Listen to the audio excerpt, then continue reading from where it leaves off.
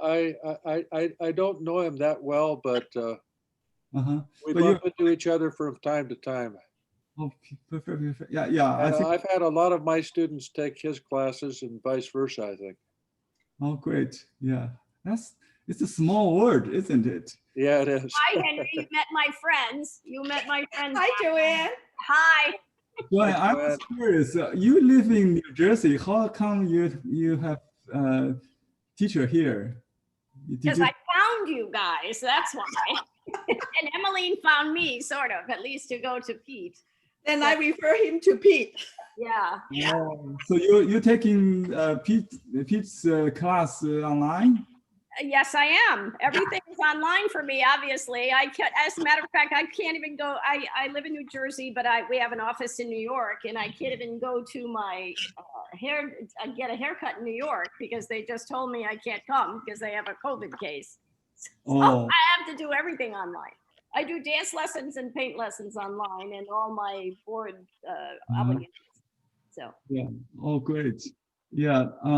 We just mentioned my my landscape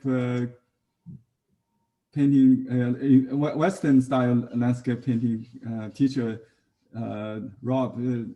right, Rob, I came from Rob too. Exactly. You're yeah. Rob, so that's how I met. You know, Pete teaches in through the same institution called the Creative Art Group in is it Moldavia or? It's Sierra Madre. Sierra Madre, yeah. Pete, can I make a suggestion, Pete? Why don't you invite Henry to join one of your class free? Just let him know how you did yours. I have time to join. That would be entirely Yeah, just possible. join one of his class. It's so much Yeah, fun. I would definitely sitting maybe. Or you could at least drop in one time and see. Just see. Yeah. How wonderful. I just mentioned I browsed your Facebook and I was impressed by your Chinese sketches maybe. So you also do some Oriental painting, right? Well, the thing is, I'm eclectic, so I tend to borrow from all kinds of things. Yeah. And Emmeline got my chop made for me in Hong Kong, but I haven't had any formal Chinese painting experience. I just there's a couple of Chinese painters that I follow that have influenced me, and I have a hard time remembering their names because they're Chinese. Chinese names are hard for me to remember. Yeah, I understand. Even for me, they have so many names, like style names too. But I have an inspiration file, and it has many different Chinese that I tend to. And I've been painting with Sumi ink for 30 years. Wow, interesting. During the 90s, I only painted in Sumi ink. Oh. For 10 years, I painted nothing but Sumi ink. Oh, okay. But I didn't do it in the Chinese style. I did it in the Pete Morris style. Yeah, but that experience helped you to develop your Western style, I think. Yeah. Yeah, that's very. I think that's what we're trying to do. For me, to learn Western painting for the same reason, to incorporate into the Chinese painting. So I hope in the future, maybe there will be no distinction between East and West in the higher. I don't know if you're familiar with a guy named Hiroshi Yoshida, a Japanese painter. Oh. Well, he's a woodblock guy. He's a woodblock. But I like him specifically because he's a blend of East and West. I see. Yeah, there are a lot. That's why we have more students join this section because the time of East and West met in the 17th century when the missionaries came to China, and then eventually the trade, the Opium War opened to China, and so we have a surge of Western culture into the native Chinese. Okay, let me start the lesson. Let's see how many people we have got. 18. Okay. Yeah, we're recording this. I think just double check.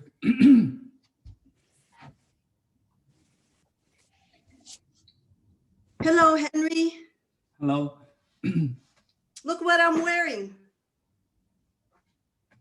Can you see it? Let me see. Oh, how pretty. I can't see who's the Marie. Marie. Mary. Oh, Mary Kabush. Let me see. Oh, yeah. I can't find You it. get Let me the horse. see if I can find. Oh, I see. You're wearing a horse shirt. I did. I forgot.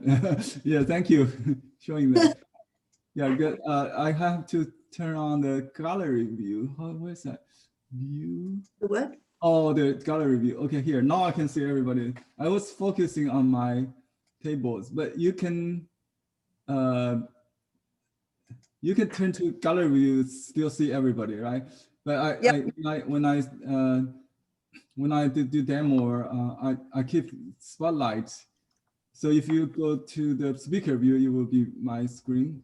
Even though others speak, the video will not jump back and forth. That's why. Okay, so we're going to explore the Chinese painting theory today. That's why I have this much books on my table. In preparing this class, I've been reading extensively on the concept of the dragon Wang. There are many translations I found in Western language. We have some people from France, from UK, and other foreign countries here. Also, some speak Spanish, maybe. You'll find this word is very different in the text, in the translation. Sometimes like the one I sent you, it was translated as the effect of life, dragon man, and some translators just dragon man. Some there's another very closely related term called the shi. Shi is another word very difficult to translate. And some translated as structural integration or structural tendency. Some translated as life or qi force or something. Anyway, so let me show you what book I have in this class. If you have taken the first two series, I used extensively this book called The Images of the Mind by Wang, and a Chinese translation of this. So, but he covers only up to Shi Tao. So the last artist we talked about was Shi Tao in section 2, right? Lesson 20, and then we're going forward to the 18th century. But before that, we need to review a little bit. So today we're still in the 10th of the century, I think. And another book is the Mustard Seed Garden Manual Painting. This book was first published in the turn of the century, the 1790s to early 1690s to 17 something, right? Is that so? If you read the preface, yeah, it's 1679 to 1701, the first edition. And this, by the way, do you know the meaning of the mustard seed in Chinese culture or in Buddhism? Anybody? No? Okay. I did some research on that, and I found the idea is from the Buddhism, Zen Buddhism. There's a saying in the Sutra, maybe, or the mountain of Xuni. I don't know how to translate that. It's a sacred mountain with immortals or Buddhist sages, whatever. It represents the large, the very large. So mustard represents the minimum, the smallest, and the mountain Xumi is the largest. And they said the whole mountain Xumi is in a seed of mustard. And on the other hand, you can also say the mountain of Xumi contains only one mustard, right? Because this means as there's a album called from small to see large. That's the same idea. This 4-1, the first one is Wang Shiming. He did a album called Wang Shiming's album, like a copy of you may recognize this painting as a huge, like a 2 meters tall painting, but it's done on a small book size, maybe it's just like this page size, and with 24 of them. He gave this to his grandson Wang Yuanqi, and Wang Yuanqi studied all throughout his life. This is called Wang Shiming's Within Small, See Large album. That's a famous album. He copied the grand masters throughout the history of Chinese landscape painting. So from that album, it has all the masters to learn from. And so his grandson, Wang Yuanqi, was born in the 2 years before the Qing dynasty established or Ming ended. So he became a very high official. Just his patron is the emperor. He became the curator of the imperial collection. Okay, where I am. So basically, let's back to the topic of the mustard seed. There's a story I want to share with you. A koan, maybe. A Chinese scholar who's a Confucian scholar who have supposedly read 10,000 volumes and became a Jing Shi. I think his name is Li. Last name is Li. Li Bo, Li something. Anyway, he's a Jing Shi, and he has a conversation with a Buddhist master monk, Zen monk. He asked, your Buddhism says the Xumi mountain could be contained in a mustard. How that could be? It's impossible. That's just nonsense. And the monk laughed and said, "Do you said you have read 10,000 volumes?" Yes, I got Jing Shi. I had to do that. Where the books stored? And the scholar pointing his head says, "Here, his brain," right? Okay, the monk said. So why you have that question? The Xumi mountain is in the seed of mustard. So the Buddhism talks about the material world and the spiritual knowledge. The shi, the knowledge. The knowledge has no limit, right? But it contains it could be, just like today we can have a little flash drive has everything in your mind, downloaded, right? Okay. So that's the title of that book. Do you understand it now? Okay, great. Another book I used for this class, I recommended this, is the Chinese on the Art of Painting by the translation, a collection of essays and literature by this scholar Oswald Siren.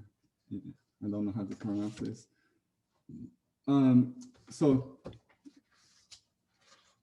I have sent you the handout with an essay translated by this author. It's very important. It's a very important. I think it's not a book. It's an essay, just a few pages. That's all. That's the entire content of this article called Scattered Notes on Painting at the Raining Window, just the title of that essay, in which Wang Yuanqi developed this idea for the first time on the concept of the 龙脉, 龙墨, or because the translation even got different ways. I think maybe some dialects or Japanese maybe is called 龙墨, right? This book, by the way, is my first book I bought in University of Washington when I audited a class by Jerome Silbergeld. And I read this book every other year somehow. It's very, very good book compared Western and Eastern art history.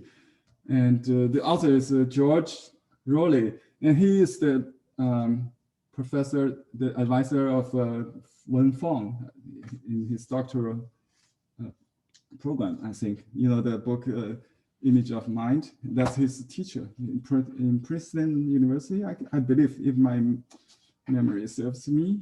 I think that's the relationship with that. But he doesn't read Chinese, maybe. But he has very good approach to the Eastern art, comparison of Eastern art and West. And here, I just found this before the class. He mentioned something about Cézanne and Chinese landscape painting. So the style of Wang Yuanqi is known as he used the concept of 龙脉. It's a structural approach to his painting, and as a result, it is similar to the Western painter Cézanne, a French post-impressionism artist. Do we have a French student here? I think Marie is here, right? Yes, Genevieve. My name is Genevieve. Genevieve, oh, there's another French student. Okay. Yeah, okay. Mary Jane and Jeremy. Oh, great. So we're talking about Wang Yuanqi and Cézanne today. I just bought a new book. I haven't read through it, but it's a very good picture book. So this book it's so good compared to the early publications. They got very high technical, printing technique. So the color and I can even feel the texture of it somehow. It's not giclée, but it's very good. You see, this color is beautiful compared to early Chinese, maybe a parrot version of some a translation of a UK book, I think. So this color is not really helpful, but it's already better than when I was studying, the art history. But black and white photo actually makes good sense, by the way. Even so, the concept is very similar in Cézanne's rock and landscape paintings. So I mentioned last time, I think maybe the week before, how ambiguous he kept in his painting, without really distinguish trees from rocks, and so I'm not going to show you how to paint Cézanne, of course, but Wang Yuanqi, right? I got 2 big books. Before I take this away, I want to mention a series of mountains Cézanne did a study, just looking out his window probably. He did dozens of these kind of studies called Mount Saint Victoire, right? It's not S, Victoire. Am I right? Oui, Montagne Sainte-Victoire. It's in Provence, a native mountain. He did a series of study. It's called Saint Victoire. He lived beside it, and he painted it for more than 20 years.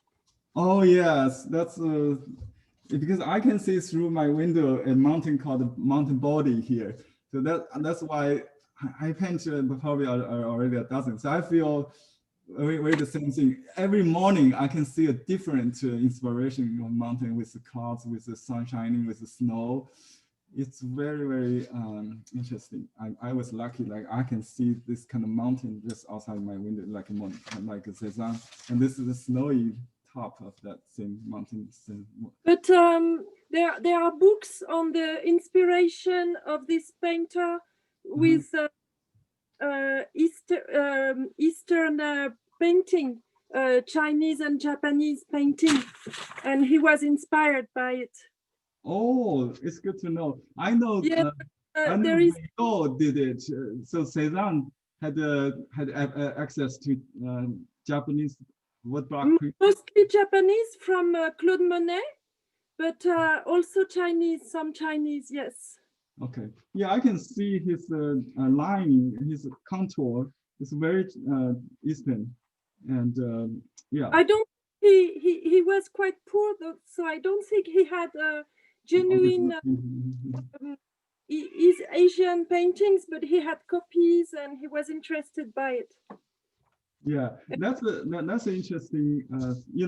The mustard seed garden manual did the same thing in China, because not everybody is lucky like Wang Yuanqi. He had a grandfather being his tutor and had a big collection of his family.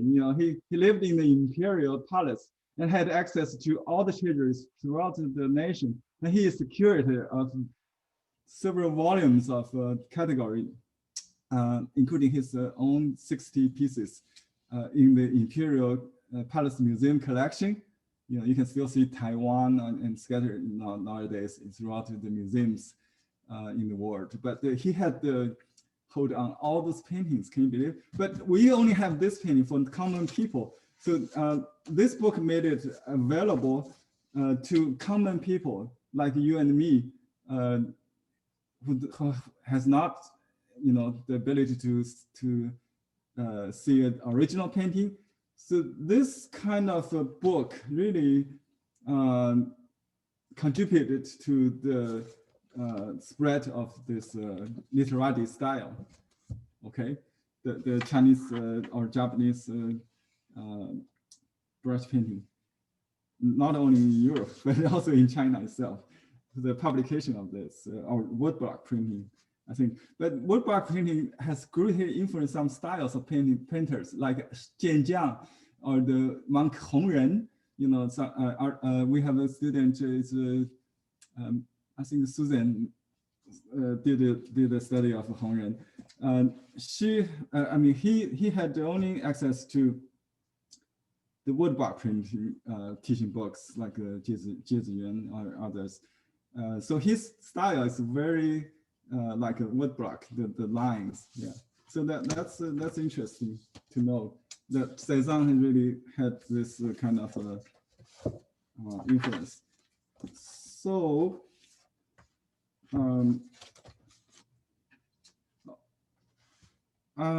yeah, before I continue, I can start some painting, so we can warm up a little bit.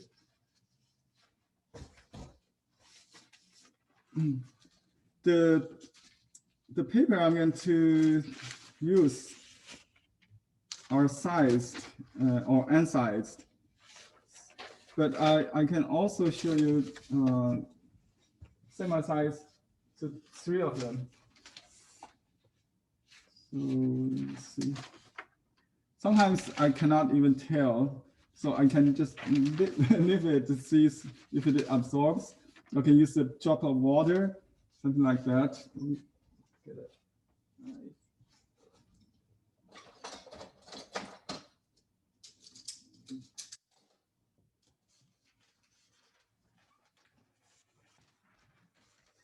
Okay, so the best way to tell is to use a clean water and see if it spreads on the or stay as a bead on the surface. And you'll see if it's. So let's just say if I don't know this paper, I just put a drop of water on the corner here, and it stays like a bead. Can you see it? Can you see? You see the bead? Can you see it? Yeah, yeah. So that's the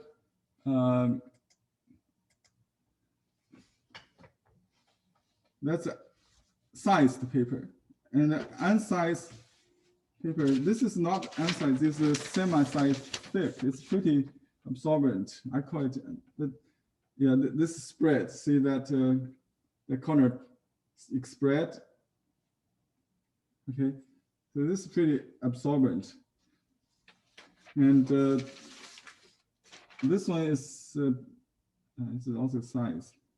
Okay, let me see. It's also size. I already made a mark there. So this one must be semi-size.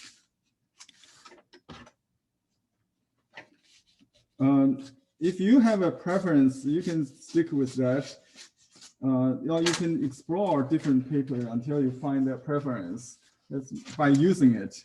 You cannot really say that certain papers has to be used. You should be able to eventually master all the different papers. So you can take advantage of the paper. So this answers. This should be semi-size. Anyway, so I'm going to use semi-size. Let's just do a mountain, okay? So how we start a mountain? The Chinese mountain. Let's forget about the ink, because at this point we just practice the stroke. So I'll start the mountain from the peak, and then you can develop a kind of slope.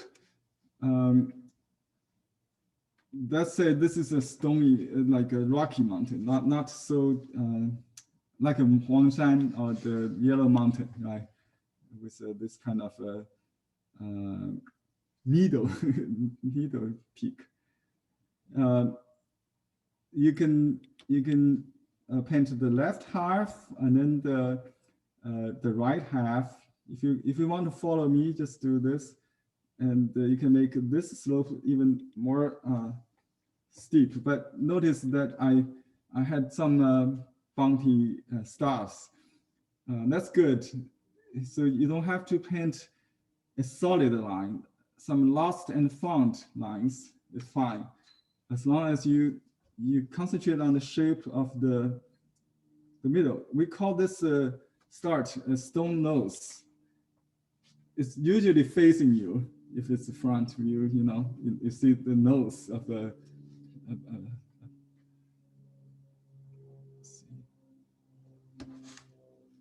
okay, and then from here we can develop another layer behind, like that. This time I start from right and then left. You can do a smaller one, just like that. And notice this part is a Y, and you could have a Y here, but it depends. If you have one, it's some, you know, everything will be kind of too defined. So sometimes I suggest that I don't have to complete that. So incomplete, or idea complete with the absence of stroke is the idea. Okay. The next one I will do yet another slope like that. You can extend that outside the frame.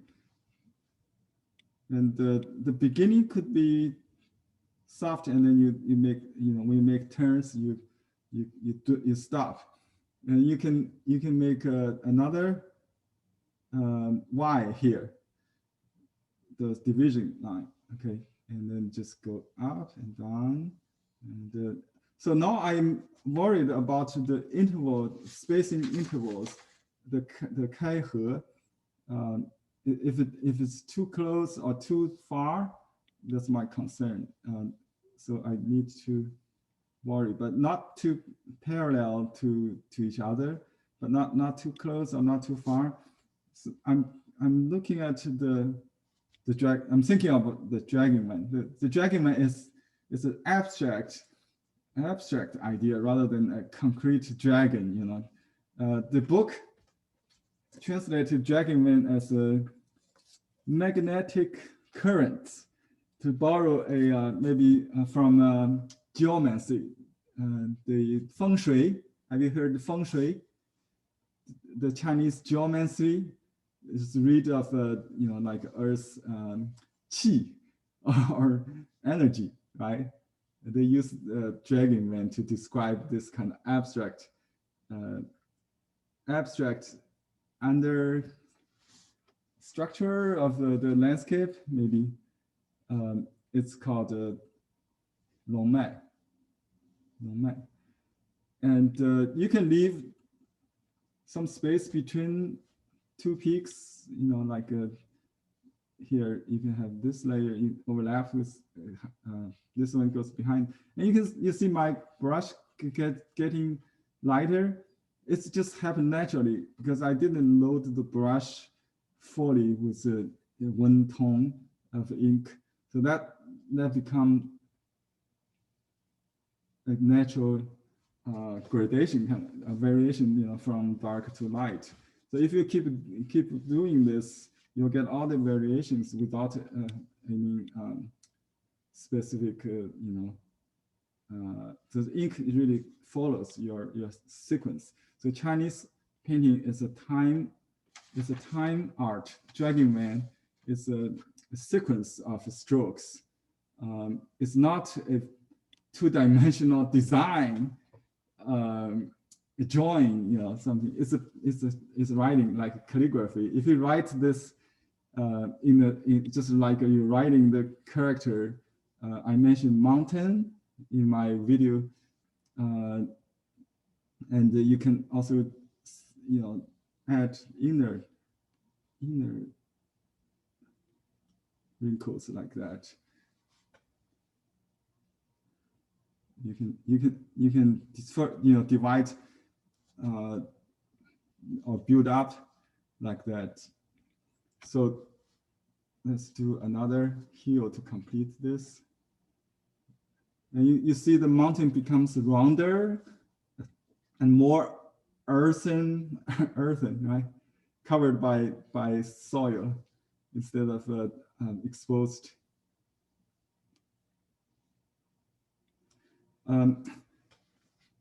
We just had a chat with a new student in our class, Peter Morris, about another instructor in creative artist group, online and physical school. I learned yesterday from Rob Cheryl. He teaches there also like a Western. Where's my notebook? Anyway, I just redraw his handout here. So he mentioned this interesting. I don't know the original source. Maybe he developed it on his own. So he said the mountain is more angular at the top and become more rounded at the bottom. So if it has to do with the edge of the mountain. So this part is newer, right? Now, usually it's taller. So it's like, let's just say 10,000 feet above sea level. And then when you get to 10,000,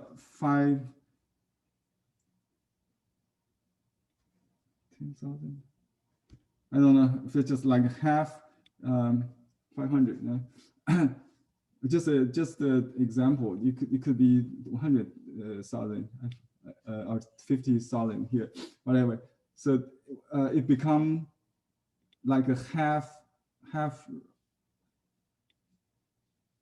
round or squirrel, I will say, between round and the square. And then at the bottom of the foot of the mountain, you will get the boulders, right? So in Chinese painting, we use different surface texture. Like here we use X cut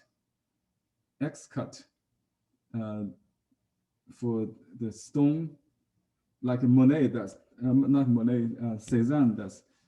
He found this in the new Olympic tours, this marks, and he applied this to his stroke, similar to this. And then this may be something in between. Then on the bottom, we use a hemp stroke, like a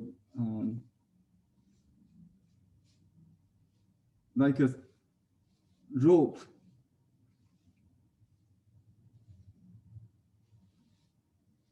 Like a hemp, you know, the hemp. I have this is a hemp rope, right? Entangled or entangled. Right? So if you entangle it, you have this kind of this like so yes. So it could be, but originally the early style is like parallel lines, and the Dong Qichang, the mid-Ming master, he said basically the line just follow the contour with this, straight lines. So he does not make it curve. It also works, and this inherited by his cross-generation student, because Dong Qichang, okay, the founder of Orthodox school theory, he taught his grandfather, Wang Yuanqi's grandfather, Wang Shiming. He was then grandson of Dong Qichang's colleague in the court, I think. And then Wang Shiming passed that to Wang Yuanqi. So they had this kind of they have turned the hemp stroke into more like a straight lines, similar to the brush marks I've seen in Cézanne's painting. That's that kind of yeah. Anyway, just observation, maybe not really. It's just I don't really think Cezanne learned this from the Eastern publications or something, but it could be. I think that the interpretation of this book, author, it says he got the idea from the realistic, the oldest stone tools. Anyway, let me just save some time by watching a video on the internet. So let's see.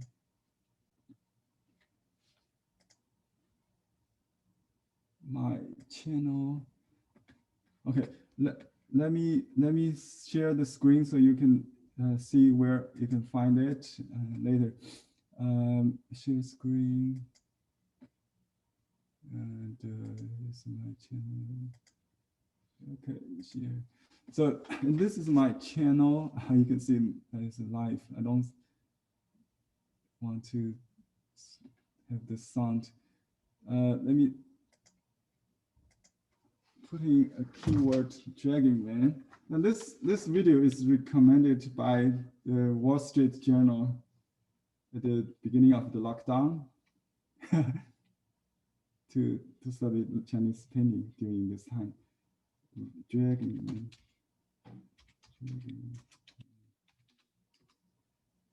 Okay, there are two sections. Let's just watch one of that. Let me pass this. Can you hear the sound? I guess I'm muted here. Okay. And helps you get pixel perfect. Can you hear it? No? Okay, good. Hello, everybody. I'm Henry Lee from BlueHeronArts.com. Today, I'm introducing you the traditional Chinese painting for beginners.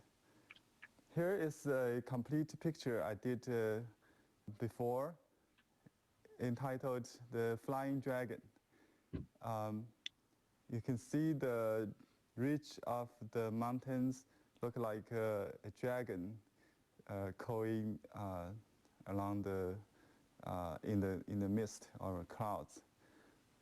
So in Chinese landscape, the ridge of the mountain is known as the dragon Wang. The ridge is the vein of a dragon, a spine, if you like. When we paint, we always start from the outline of the veins. I'm going to show you step by step now. The brush I'm going to use is the feather hair, relatively pointed. Still, in landscape painting, we like to use broken brush, like a used brush. This is a new, when it's new, it's still a parted. That's why we use for landscape. Very good. You can see the brush, partial hair of whole brush, just the front. So you start with the outline, like that.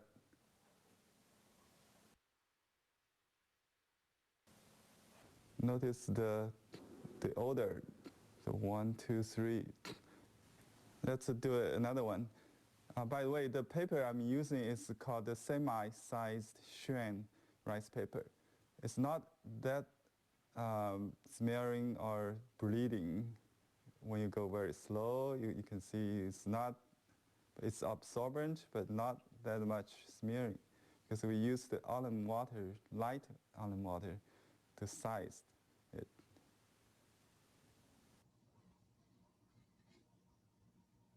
And you can go faster speed when you use YouTube.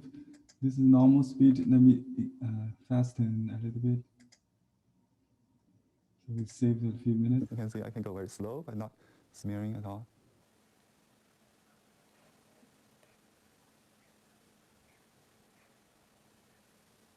This is the double speed. Let me number it. You'll see.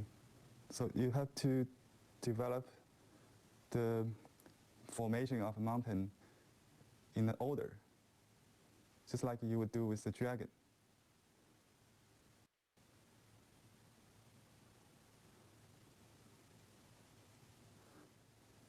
Usually the first stroke determines the structural tendency towards left or towards right or up and down. So you follow that to do the rest of it. Notice there's no parallel line. You have to vary the distance between each line. And you can divide it or add it up, but not the same distance between each hill. You can add small rocks like that. And you can when you practice, you can do small.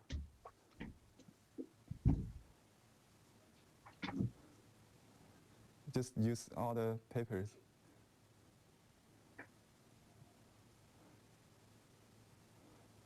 To practice, you can start with the line.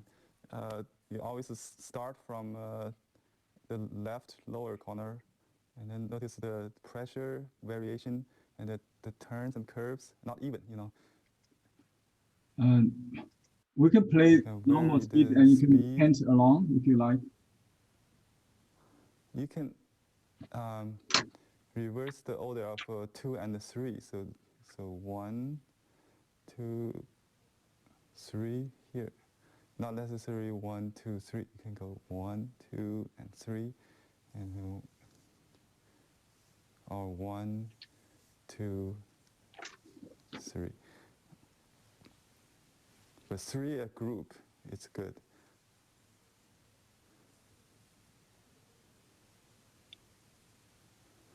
The Chinese character for mountain is like this.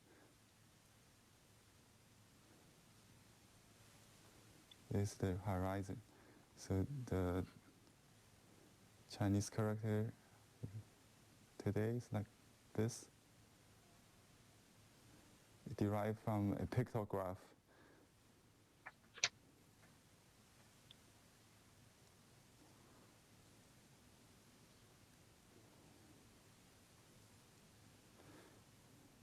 Okay, practice this, and you can use a small pencil or pen to practice, or just use this shred paper, and you can do small strokes.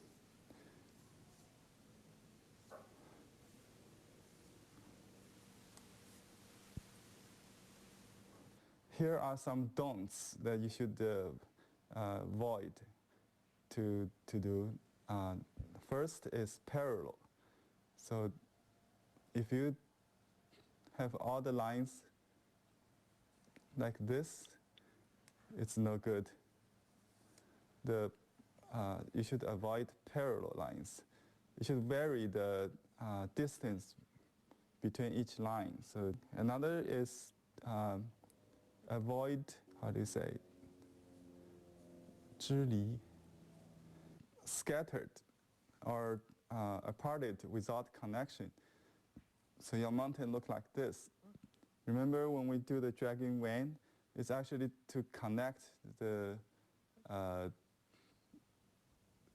build the inner structure, the bone of the mountain. So you will not apart it. So the dragging Wang is the backbone of the mountain. You should have the connection.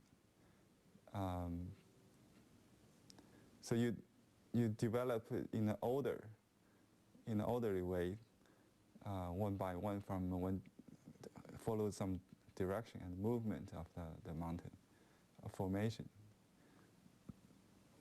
And third is to avoid too sharp. Third don't is to avoid too sharp, like this. The pointed peak is no good. You should have the mountain between round and square, but not triangle. The other one is to, the fourth don't is to avoid hanging rock. Like if you want to put a rock here, you don't do the rock like this, it will fall. So you should have, all the rock should have support. So not falling.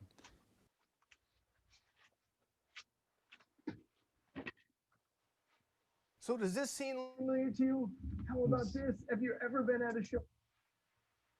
Okay. Is that helpful? Yes. Yes. Very. Thank you. So today we will introduce another very closely related concept to paint rocks. Okay. I just found my note from Rob's class yesterday. Let's let me illustrate this. I think it's very helpful to understand the Chinese concept of 十分三面, or 3 faces of a rock. In Chinese, we say there's 3 faces of a rock. It's always hard to translate. Some translate it like the Mustard translated the 3 faces, just like a person, you know, it has the appearance. Basically, it says the rock has a character. But in Wang Yuanqi or in contemporary, you know, modern artists, they may think this is just like in the Western sense. So let's say what Rob has to say. And please follow me if you want to write just a bar. Okay, and then you draw one slant and one slant like that. You don't have to be even, Y-shaped. So think of a box. That's what this is. So when you paint something, you have a mental representation in your mind which guides you. And this may not appear in the end product, but it helps. So if you think about this, you get a rock. Okay. And you have 1, 2, 3 dimensions. All right. Is that interesting? And then you just chop out the corner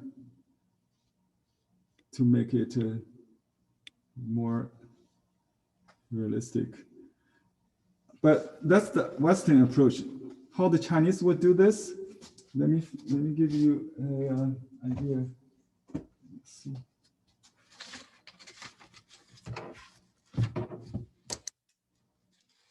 I can find it in my books. It's in my mind though. So the Chinese has this go and le concept. This is a go, and this is a le.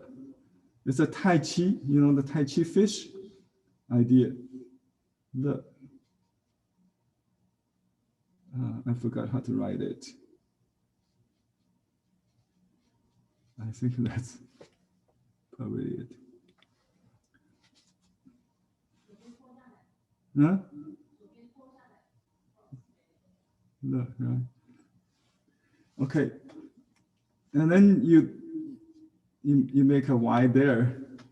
That's, if you will see this in Dong Qichang or Wang Yuanqi's paintings. That's the Chinese way doing it. So the outline, the contour first, and then the division of a 3-dimension with a twin or surface texture. Okay.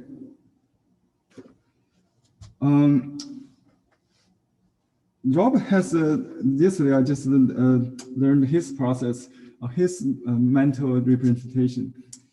He said when he studied rocks, he would study the real rocks or the other artists in Chinese case And then he will draw upon the rules that learned from a theory, maybe just like this. And then you can make up your own rocks. And after that, you restudy the real rocks by going to nature and with your knowledge in your mind. So when you go to do plein air, you already know this kind of stroke, right? That's the same process with the Chinese painting. And yet we have another very important concept to build a Chinese garden or miniature landscape. It's called Kaihe. And this was also borrowed. I don't know which field comes first. I think the Chinese painting comes first. And then we have the garden, which started in Song Dynasty. The same time we had the landscape painting, when they collect these strange rocks and build the mountain with the pieces of not potato shaped like you see in Wang Yuanqi's painting, but very strange rocks. So they will search for this kind of rocks and build it, right? And so I'm going to show you another episode following up, directly following up the last video I made. It's called the Kaihe, or opening and closing. I have to go back to my channel, do another search. Okay, maybe it's already here. Let's see. Share screen.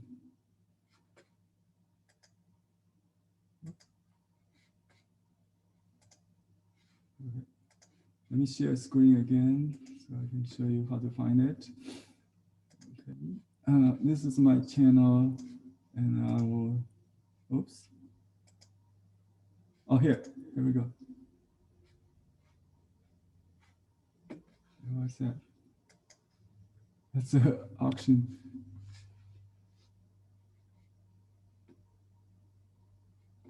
How do I get rid of this? I think I clicked on the ad instead. Let me see.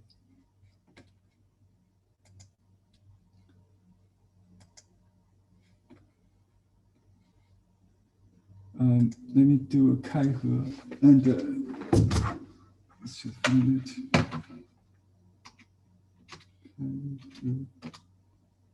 Okay, here we go. Concept of Kaihe.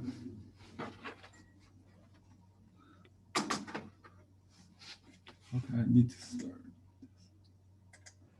I'm Henry Lee from blueheronarts.com.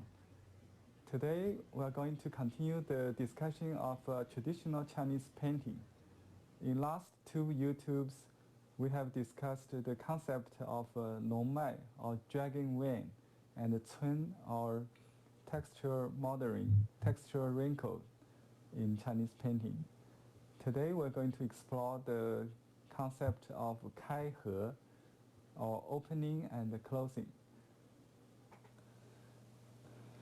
The concept of Kaihe, or opening and close, refers to the creative process of Chinese landscape painting. Kaihe, translated in English as unity of coherence, is a general term composed of two Chinese characters. The first character, Kai, means to open, which always suggests to divide, to separate, and to expand, as in the word fen kai. The second character, He, means to close, which also means to join, gathering up, or winding up. The significance of Kaihe has two folds of understanding, or two levels in the Chinese landscape painting theory. The first level, it has to do with the creative attitude. I would think this is a metaphysical level. Actually, the ontological level. In a landscape painting, the artist acts as a creator. He escapes the distraction of representation gravitational likeness and deals directly with the pure relationship of open and close, or chaos and union.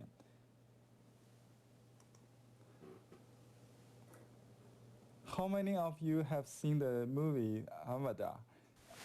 Yes, I did. I love the floating mountains, which was reportedly inspired by the real Chinese landscapes in areas like Mount Huangshan, in Guilin, and especially the Zhangjiajie National Park, as you see in these pictures. Here is the movie setting.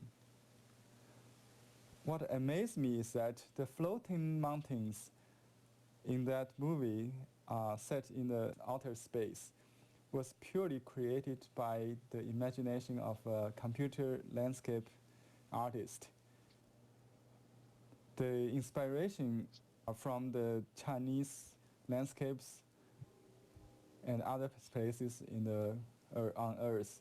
However, they have recreated the entire world of Pandora from scratch, not bounded by any earthly rules that we have seen in our life. You can see an early landscape painting I've done in 1994. It's an abstraction of landscape. You might think it's a floating mountain. I actually did this in the idea of a potted landscape. So the Kaihe concept has to do with the idea of a creator creating the landscape in your art as if you are a creator. Long time ago in the Song Dynasty in China, the Chinese has fascinated to build artificial landscapes in their garden with strange stones and found rocks. Later, they simply applied the idea of Kaihe to create a potted landscape in a pot. It's different from miniature landscape, which is scaled down from the real world, but they create the landscape out of their mind. It's known as a bonsai in Japanese and penjing in Chinese today. And even today, you can see the gardens are still built in the idea like a painting.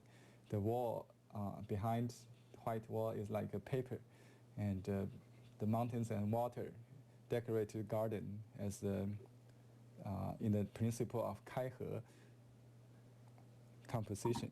So in the practical level, the term of Kaihe refers to the composition principles to open and close. Has to do with the composition of a painting. That is, when you open or kai a mountain or hill that separate from one another, you must think of the pulling them together. And when you put mountains together, you need to think of the dividing them. Each landscape in potted landscape art has one or two kaihe, as seen in this picture. Kai means to separate. So you have two groups of a mountain. One is the host and one is the guest. It's divided by a valley or a lake, if you will. And in all the potted landscape, you will see one kaihe or two kaihes, because in one large kaihe, there are small kaihes within the group, within each group.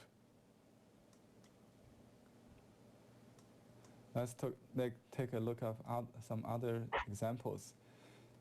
When you only have the union or the he element without dividing or kai, you lose the rhythm and So you need to think of dividing when you put the mountains together, and you need to think the putting together when you divide hills or mountains. That's the term of Kaihe. So each group is one Kaihe, with dividing or Kai and He together is a complete picture or landscape.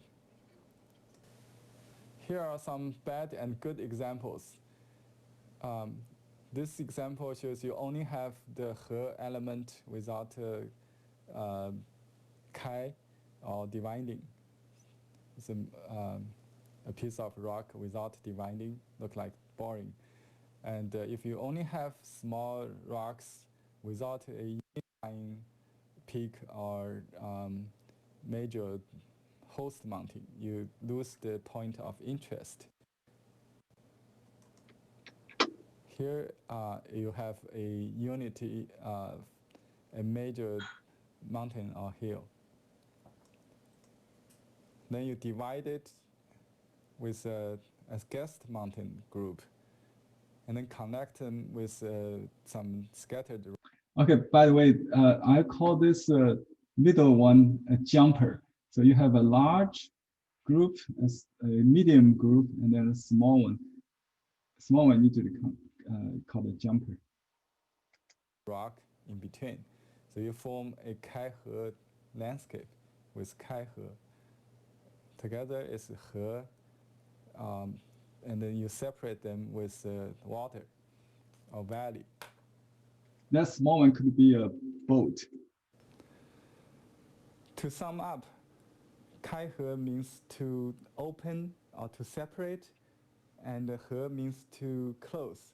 However, when you deal with the separation, you need to think of the opposite element, that is the union. And when you deal with the monolithic mountain, you need to think the separation of the elements. So don't just rely on one. A good painting should have both elements, Kai and He. Kai and He. That's a good principle to remember in your composition of landscape and the creation of your own landscape. So you don't need to rely on the real thing.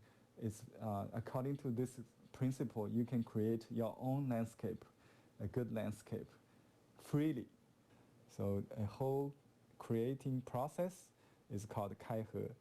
It's like you build a potted landscape from scratch, or with your computer, as you've seen in Avatar. You are the creator. You are the artist. Enjoy. Thank you for watching. Until next time, bye-bye. Do you understand now the opening and the closing?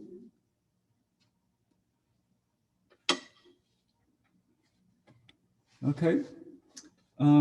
Yes. Perfect. If you read the article by Yuanqi, you will get into his mindset, to his mental representation. When he started painting, he will start to kind of think about the highest, the lowest, the movement of the dragon, Wang, the formation of the mountain, etc. So let's look at his paintings. We only have 1 hour, so we have to quickly decide which one to do first. So we'll browse these options for you, and then we number them, and you write the number down, your preferred one, and then let me know in the end. Okay. Let me see. I'm going to show you 12, the album I sent you. Oops. It should be class. I got too many files. The full ones. The full ones. 1, album. I got too many pictures to show you, so I have to eliminate all the others, but concentrate on this album.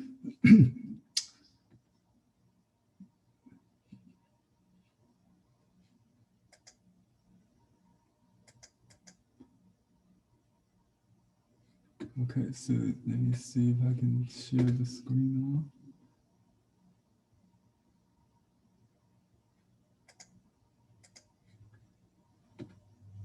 Maybe this is a good idea. When you see the painting you want to paint, just shout out, you know, like I will see how many people like, so we don't have to vote in the end. I think that just say, oh, let's do this one, let's do that one. So this would be interesting. So this is number 1.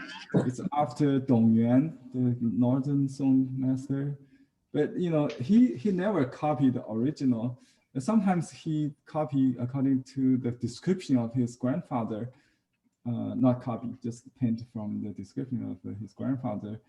And then when he saw some nature trees or rocks, he related to his mind representation or mental representation, and then he painted out. This is a combination of 2 ancient pieces he saw, but not paint in front of them. So when we do this kind of study, we should go beyond tracing, because at the first level, I told you how to read carefully all the vocabularies and the strokes, and you try to kind of fake it, right? Forge it, like Zhang Daqian did. But now we try to get to his approach, his creative copying process. Okay, this is the Mi dots we learned last time. Remember the raining landscape, the horizontal. Right. Yeah, he does it so abstract, right? Let me show you details, and you can zoom in to see. You know, by using the detective skill we learned earlier. So you know, he started from light ink to dark, light wet ink to dry darker ink, and then color, and finally highlight, accenting with the dark dots. Okay. I like this one. You like this one? I know. It's always good, Susan, thank you, to build on the skill you already learned, you know, to develop it from there. So we learned this last time, and we can do this one. Yeah, this is one of my favorites too. And let's just complete that. And this is a Ni Yunming style. This is one of Victoria's favorite. Yeah, I like that one. And it's since we only have an hour, maybe it's less to do. Yeah, I like this one too. I like that one too. Same here. Okay. Okay. Okay. That's good. I like number 2. Okay. This is another one without color, the same Mi style, but this one, yeah, this one without color. This is also a good one. We already learned last time, similar to that. This one is colorful. This is a snow landscape. Oh, this one's Victoria's favorite. Maybe too complicated. I want to show you though. You know, it has a villa. This is my favorite. That's my favorite. Yeah, I like this one. I love this one. This is more advanced. Maybe we don't have to do the same, but I can show you how to do. Maybe I start 3 of them just to take turns. See if I can. Yeah, that would be fun. Just like you know, they said there's a secret to become master, like the chess, who can master and play 10 games at once. Because in his brain, he has already stored all this mental representation, so he can easily relate to them, and for him it's very easy to remember or to make decisions because he got a library in his mind. Yeah, this is another Ni Zhan style. It's a relatively easy. Too similar to what we've already done. Yeah, this is similar to the Yan style. But his color, but definitely I'll go with color, right? His color is very, yes, it's all very good. So let's decide between this is that one, yeah. Yes. Okay, Since we have a short time. Yeah, let's do this. Yeah, this is a nice. If you like, yeah, you can. This is nice, simple. Yeah. Okay. So it's a Z shape. You see the Z, right? So let's. yes.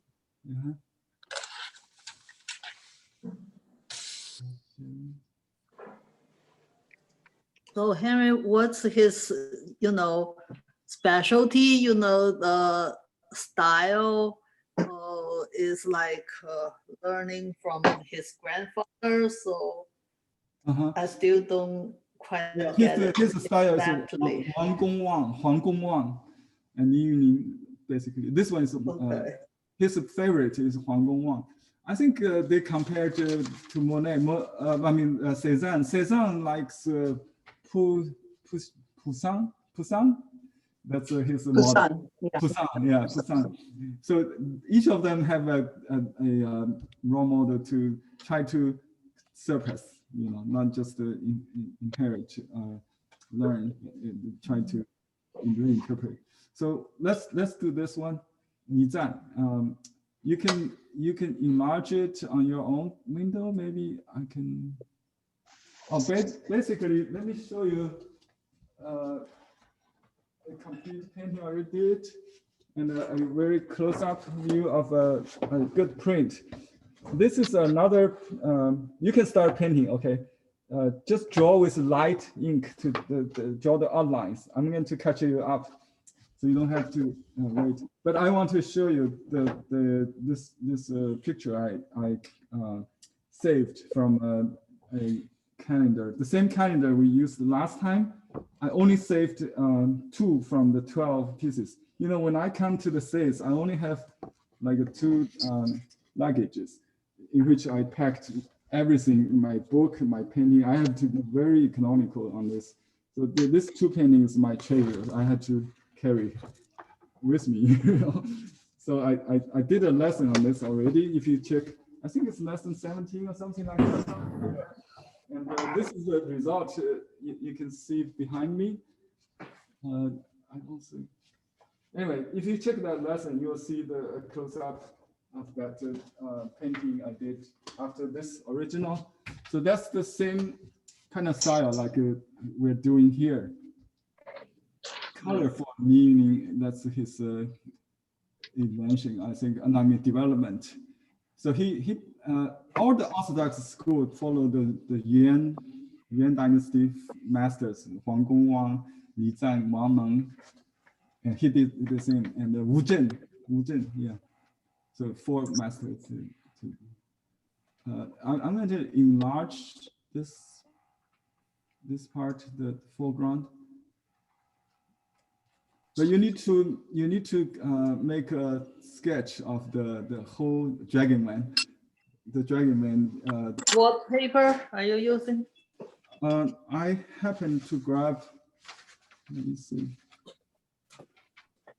I think it's a sized one. Is that good? Sized one. Yeah, this is a size. I think it's easier to do on sized paper in this case. I'm going to use a little color to start with, just start with a little. I see a lot of gray there, so let's start with a little bit indigo, a little bit mineral green. I just got left over here, and some ink to get a light gray. So I will just do some outlines of the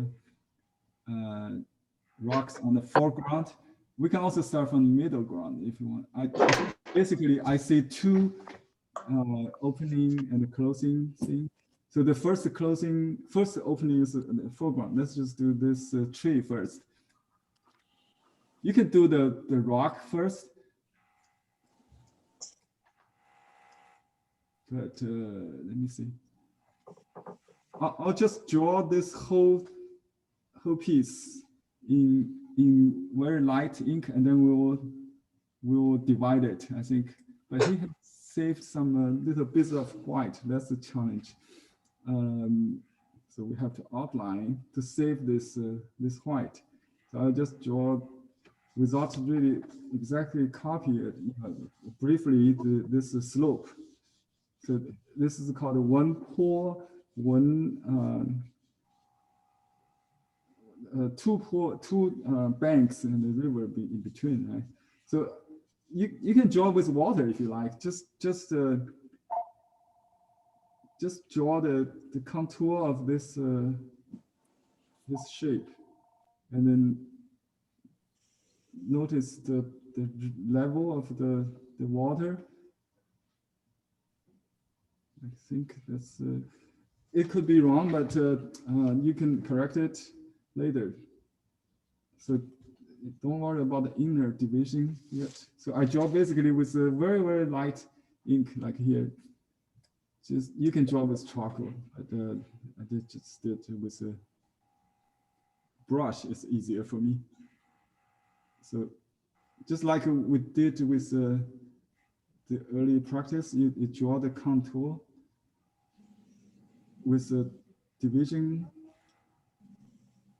Try to identify this Y's. Okay. I think if you think Y, you don't have to look at his rocks. You just draw Y's. If you see some block, you just draw three, just like Y there, Y there. You know what I mean? You build up your mountain, your garden like that. So this is another cliff. This look at the whole height in the picture. It's about half, below half. So not so tall. Like right here, there's a cliff there, and so this is like a peak. That's on the lake. It's not going to be very tall. Because like we talked about, the triangle shape is on a very high mountain, like a snowy mountain or something. Above the lake, it's usually rounded. Okay, so you really don't have to copy exactly. So that could be, and this is an interesting. The islands are, I won't say this is horizon, so I want to make sure it's island, so it could be slant. You create this kind of interesting movement.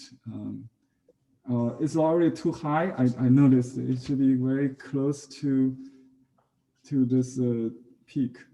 What I can do is, if I cannot erase it, I have to, just move up this hill maybe. Or I can leave more opening here. I see in the plan of perspective that we did in our class yesterday. I think this is very important to mention here. So you know the space getting narrower and narrower, right? So that's why. In Chinese painting, we don't talk about this this plane, this perspective, but you can see very clearly he has a foreground relatively largest empty space here, not really, but here's the largest. So, but this is a big lake. They lived in the Tai lake. So I just finished this part. So maybe. Just be careful, I don't copy my mistake. This could be narrower, but I just make it into a smaller landscape. I mean, smaller island, not really a horizon. I think we could make something like a middle ground. It could be maybe I divide it. Anyway, that's my thinking. So you go with the flow of the qi, and then I would do the trees first because it's in front of the rock, right? There's a pine tree. You don't have to worry about the name of the trees again. So just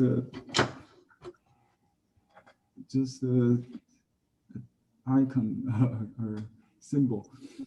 I start from the middle. There's no straight line on the tree according to the theory of Chinese landscape. So I just draw these broken lines maybe. Oh, there's a curve there. Well, I accidentally put it in front of this one of the slope. That's fine. You know, you can do that. I use medium grade. Maybe it's easier to go further into dark or light. So I make a split there, and a split not exactly the same angle on the other side. So there are arcs in the tree. You can see there are many arcs, right? So we just use gray ink. Just I use the softer brush. You can use a stiff brush. I think it's easier to do the tree with a stiff brush, which is brown colored usually. The brown color is stiff. And make a smaller one behind maybe. But I think it's better to leave it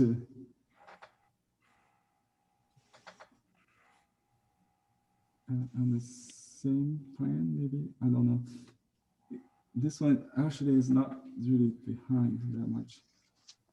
There are two arcs on the tree, so just one and then another in the same direction. So dry brush to if you're not sure, and then you can use light and the wet to give some moisture so they're not so dry. So when you add to it, you can use a different tone, different dryness. But generally speaking, he used a lot of dry brush here, and you can see some white split on the tree, and something like that. And you can use breaking ink, wet into wet, if you will. But he probably did it at the last, I said. But you can use a very dry brush on water. That's a easy approach to do. So if you make any mistake with water, you don't have to use ink to confirm it. That's what I'm trying to do. And the another arms extend that, and this is the pine tree has needles, and we learned that, right? But it doesn't matter. He has mistake. Don't try to copy, but that's what we call. I think I mentioned in Shitao's painting. It's called blobs or mistake stains. That's part of the style. Okay, if you have that kind of blob, it just shows you care less on this kind of unimportant aspect of painting, and concentrate more on the abstract idea of dragging in or kai he, or more, what more important makes painting is beyond. I think in one of his inscription of the Mizan, he said the painting actually is beyond salt and salty or sour. Just like a cook, it's beyond the taste of salt, or it's something ontological. I use the metaphysical, maybe not metaphysical. That's the origin of the word, right? the supernatural. But ontological means that it's the form system is more important than what it represents. There's a picture rule to follow, but there's an ontological rule of a Tao or something. So you can always go back to add more. Let me see.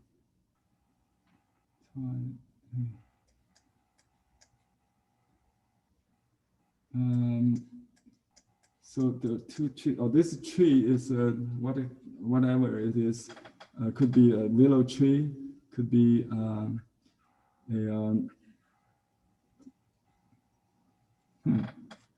that's always a scientific question to answer, but in Chinese painting, we only have pine trees named after the real tree. The other trees are called other trees.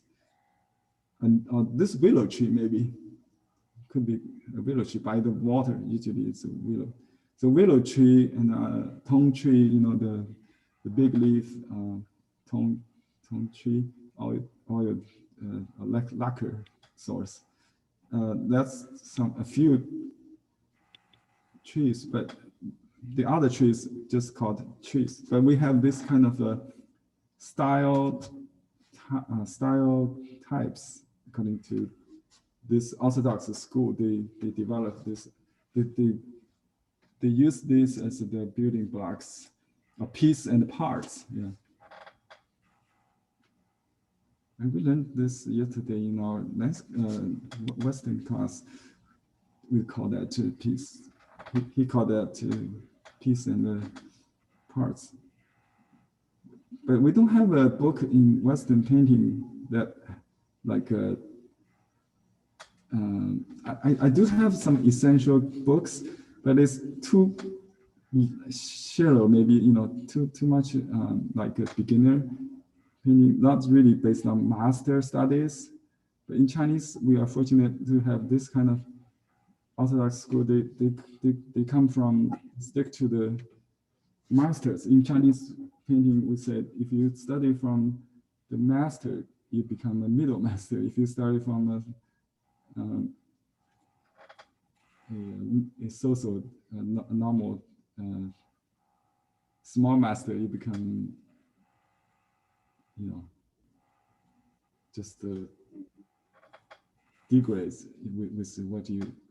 So it's very important to find a good teacher.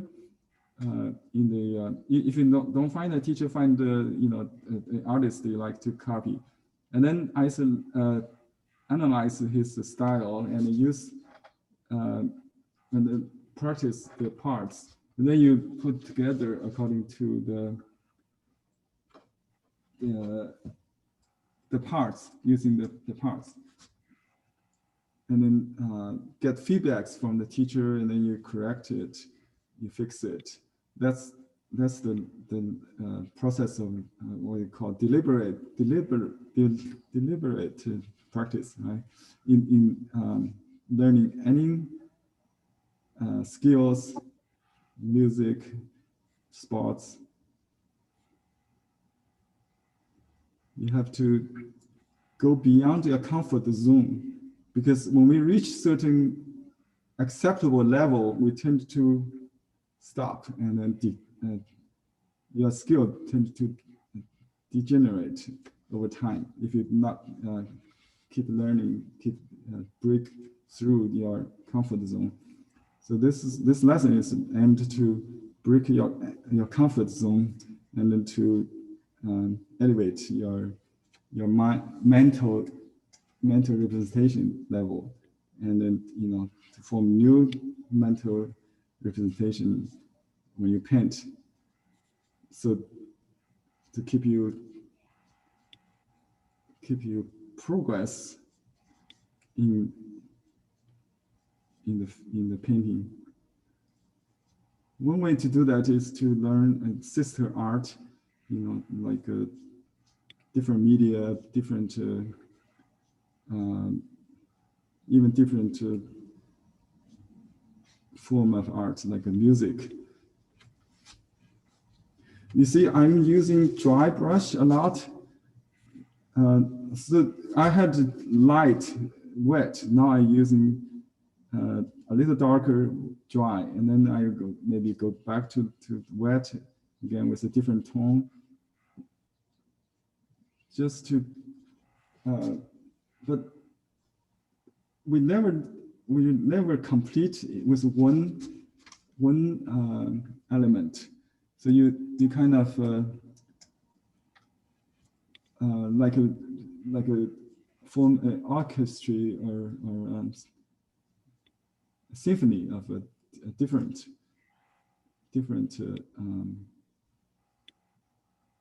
instrument. Different. In this case, we have different strokes and the tones all work together. So yes, but start light is very important. Then you can just go through the paint trees overlapping with the light rocks like that. There's maybe it's 7 layers is needed to complete, or 4. So let's do a tree there. This is very familiar in Li Zan or Huang Gongwang, the Yuan Dynasty masters. We learned before. Then this is horizontal line. You use light ink to begin with, and then you add color and then dark. I think that's how I did it. And then you can use a softer brush for the leaves. I just have a trick to show you. But on this paper, you don't really need to use any glue. I have peach sap glue, a little bit left here, and you can control the smearing with this if you need on raw paper. And see the dots I do is with some kind of rhythm. You see the one that's sticking out. That's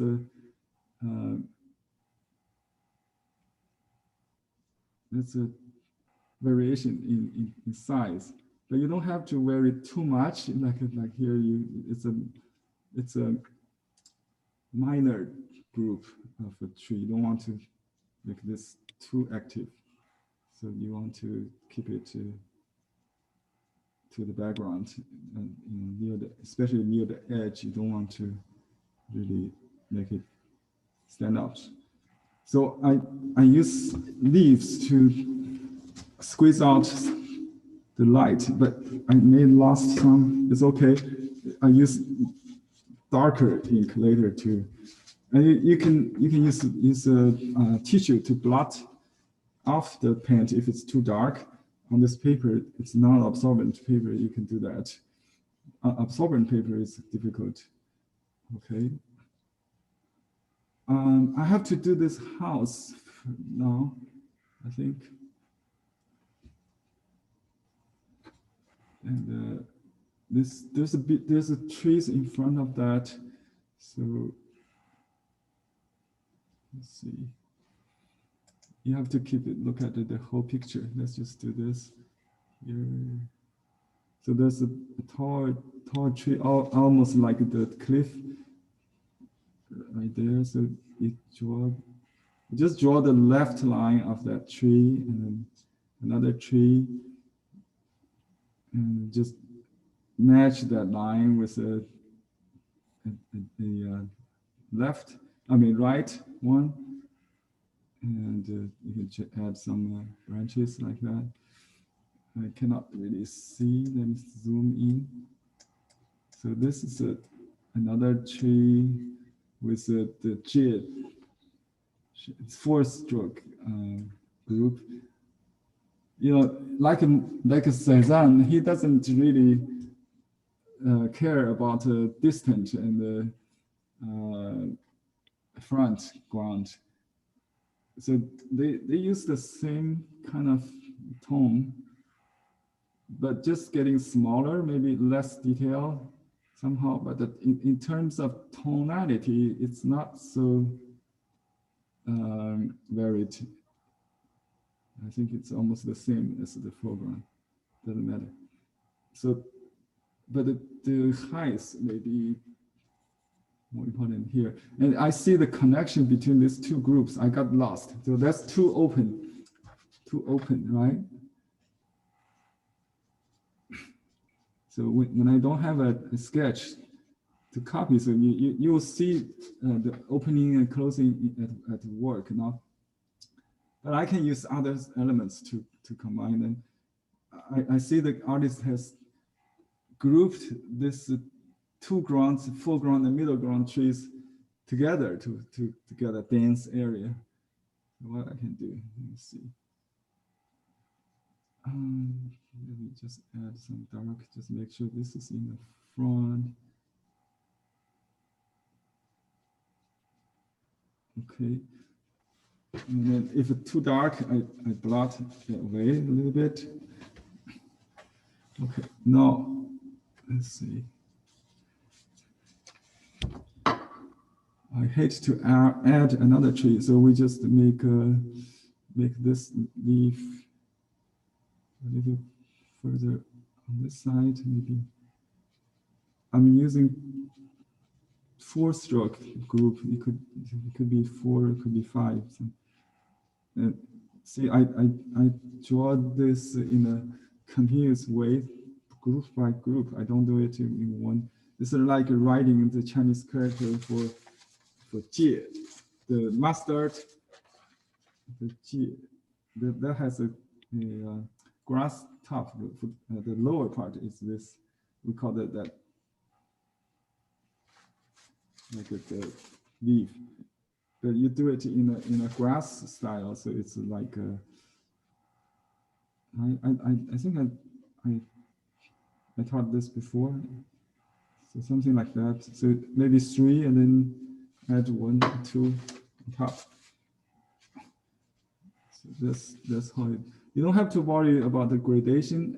You just do the lighter ones, and then you break it with or accumulate another layer. So this mesh is too dull. It doesn't matter. Sometimes it's the speed really shows the attitude. You have to do it with a certain speed, like that. So you got the rhythm really. And let's do a house. Okay, let's see. I think I messed up with this ground. This tree is too high. It's already on this level, so it should be down here. What I can do. Oh well, I have to just to stay with this.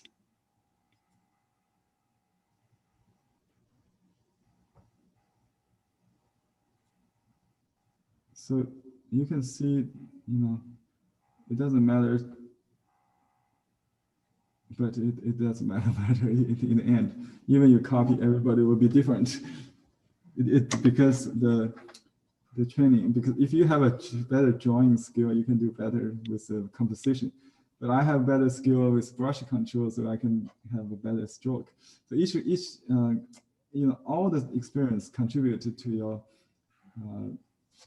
mental representation and the end result. So you need to develop your own knowledge and to match that with your skill. So we all be at the same artistic level, but different with different individuality or signature, personality, whatever I call it. So this is not easy to copy, because everybody copy Nizan, but nobody really can reproduce Nizan. He's a neat freak, right? Neat freak. He has a personality. That is unique Nizan. And we see an opening window, I think maybe there's a window here anyway. So that's my house, and there are trees. I see bamboo grooves on this side, but I don't have room, so I just plant in front of this, and then here behind. And here some just around the house with some verticals, and then we dot some horizontal representing the bamboo. I don't know why I can tell it's bamboo, but maybe you can't, because I read so much. It's not really look like a bamboo.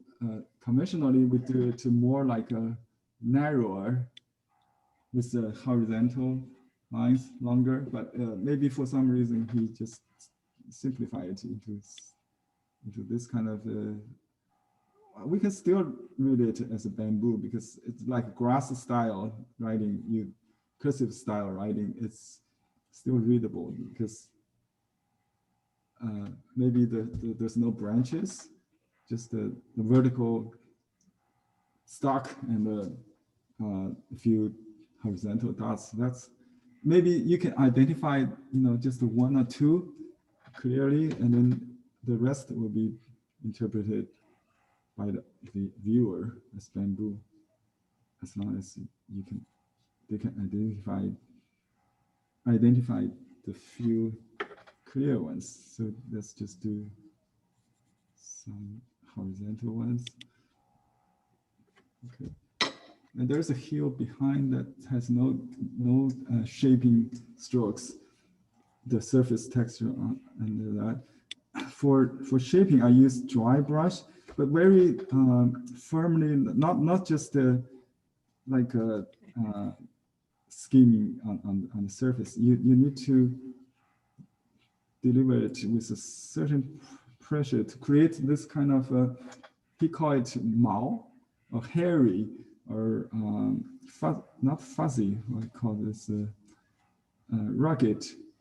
That's the foreground maybe, but yeah, this kind of fluffy.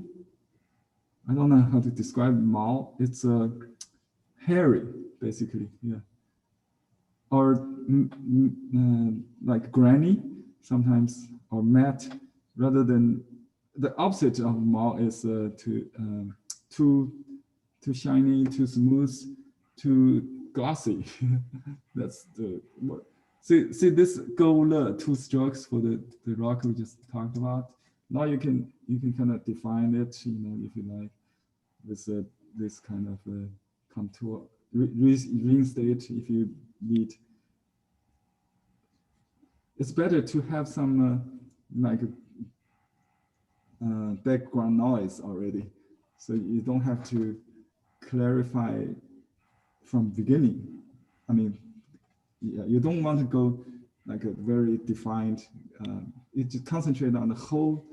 That's what, and then you hide the mistakes. You leave the good ones.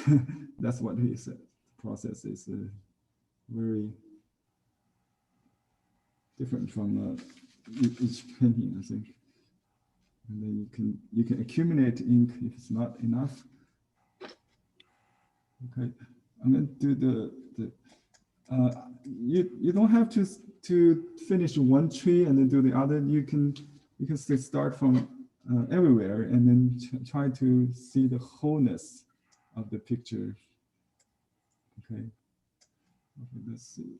I've already got some light ink here.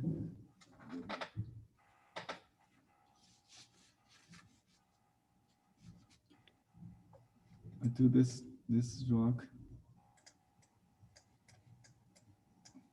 So the darkest part is the last, remember? So we just use dry brush to add some second layer to the first layer of the wet wash, okay, the wet draft. And this is a little complicated, but you just use your knowledge to paint. You don't have to really, you seek the the stone nose. Here's one like this division line, so that divides into 3. Right, the top plane is white, and so there are several small divisions anyway. And I try to relate this spine, the dragon man I talked about. Then you can see them maybe. And there are some square ones on top, like I mentioned, on top always newer, and but near the water is rounded. So this could be like using the X cut. And here, actually, we go beyond this frame. So you need to go beyond the frame. Okay. I have to add up some. Maybe we can add a waterfall. I don't know. Okay, so there's a slope that's more like the hemp style, the parallel, and to the water level we have this rounded border, half in the water maybe, so we only see the top, and some rounded ones like that. And I noticed that there's some curve, not exactly, and you can use drafty lines instead of just one single line. You can do arrow and try an arrow, or just leave multiple lines. It's fine. You use different tones to correct them. And I see a bank. Actually, it's here, so we have to do another one.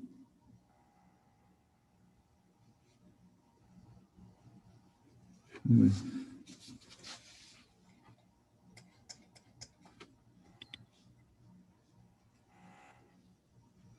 Just use stroke. I squeeze out the white with the back layer, like that. This is called the rubbing technique, tabbing and rubbing. In his writing, you can find these words, rub and tab, to add the textures like that. And there's small dragging one there, and rising to another peak there, and some kind of waving lines to make you feel like it's water, not clouds, but leveled. But this painting has a slant horizon, so to speak. Let's keep that slant. Okay. We don't do the remote mounting with any contour, but it's getting smaller, and another kaihe, maybe opening and close. Okay, this just like pouring the stroke like that. And you can bend the stroke to get the slope down in the left side, and this is a shady part. This is shady part. You can use a little breaking ink, just wet into wet.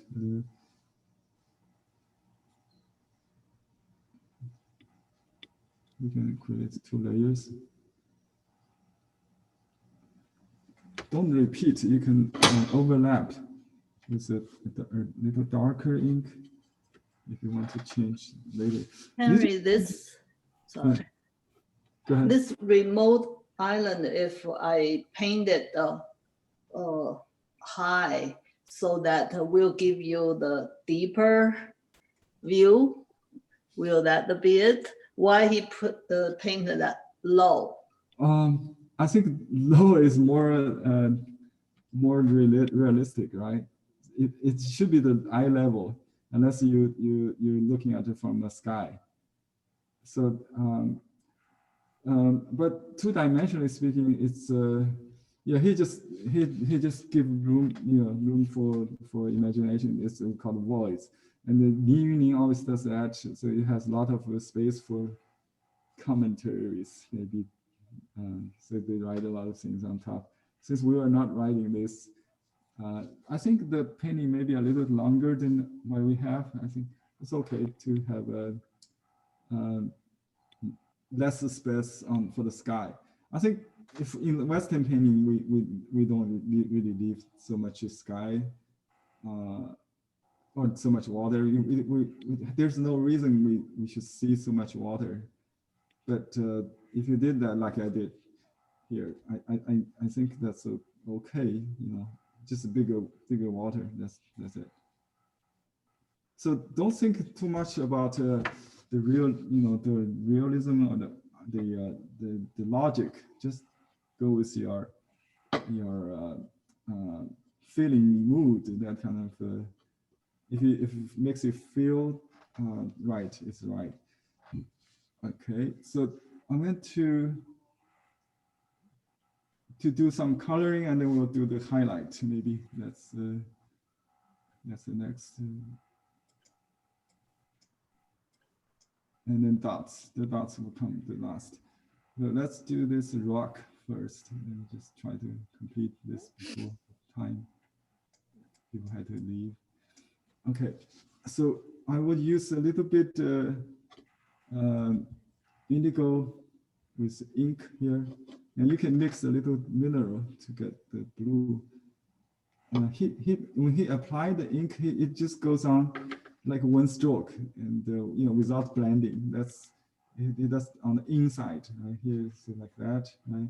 It will dry lighter, so you can do a little darker than you expect, and you can do another one. Just leave something in between like that, and then he doesn't have much ink on that layer, so I'll use some ink, just the ink to do.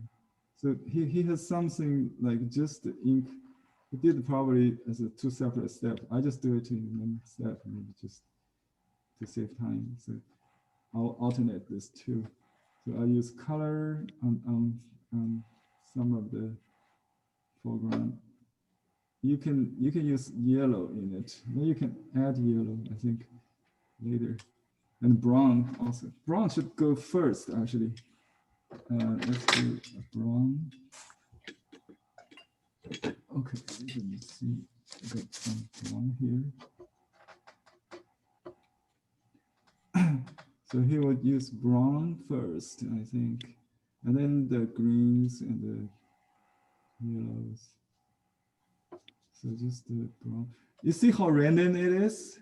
It has nothing to do with the color theory in the West, but it's just, you have to think about the whole balance, the scattered pattern, maybe some kind of.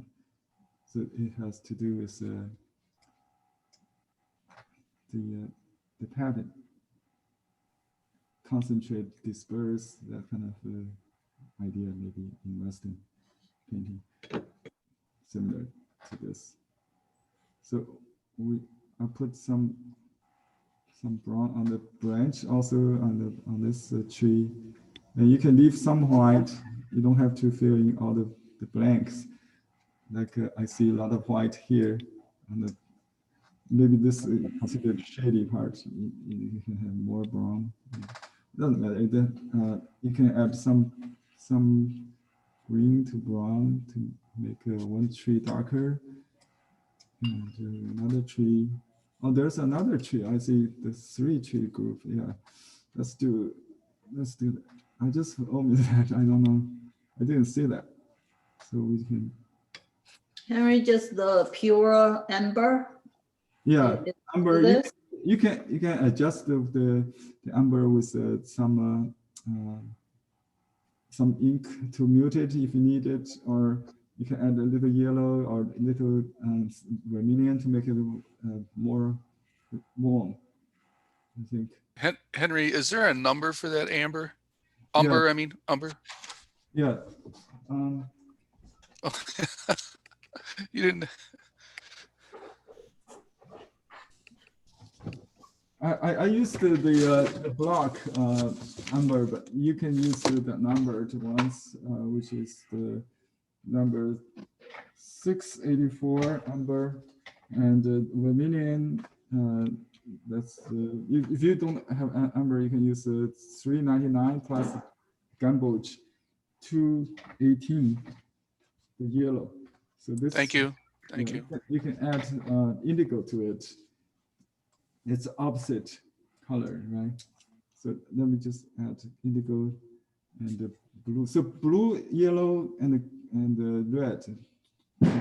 This is what we call the indigo and amber painting. This one, it's basically amber, indigo. I do use a little bit mineral. I see that here a little opaque because it's lighter than indigo. And you can use indigo overlapped with this ink, but not repeat exactly the stroke. You can go, a little beyond, or it's less than the tree you did, and then you can dot with the same stroke. The color is not a wash, okay? It applied the same the same way as you did with the ink. What do you mean it's not a wash? Wash means brushless. It's just a wet, flat wash. And this is applied with the same kind of stroke. You can see that, right? You can see the dots right there, right? Oh, okay. But mountain is just a wash, right? No. That's my point. You can see how decisive the stroke is. I can see the calligraphy. I mean, it's a very arbitrary stroke instead of just one stroke, so to speak. That's one stroke. One stroke, just 5 strokes. That's why I have confidence I can finish this painting before before the time. I'm saying I have 3 minutes. Okay, let's do that. No talk. Okay.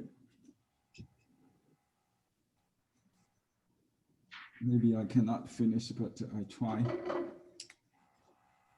So basically, you apply the color according to kinds. That, let's say the tree trunk is all brown, but you kind of mix, kind of overlap them somewhere.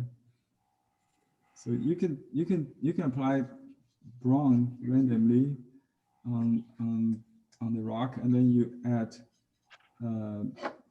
the cool colors.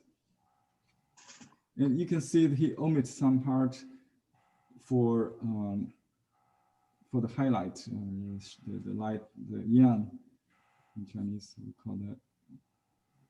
And so there are a lot of unpainted just white there. Yeah, I hate to use the same brush because I try to separate the two so you can see clearly the two are applied. They mix, they blend on the paper, not on the palette. Okay. So.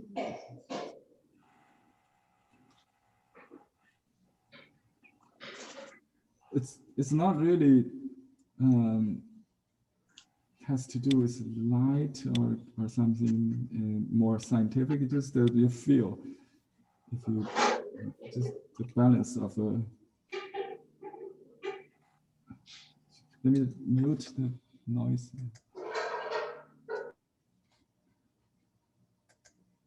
Okay, so let me enlarge this part.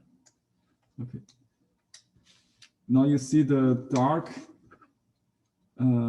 trees. Yeah, I think I have to dot that. So there are some trees. You actually do the trunk in two lines, and then you dot horizontal ones. The little ones could be dotted later, but you can start to do this because it's above the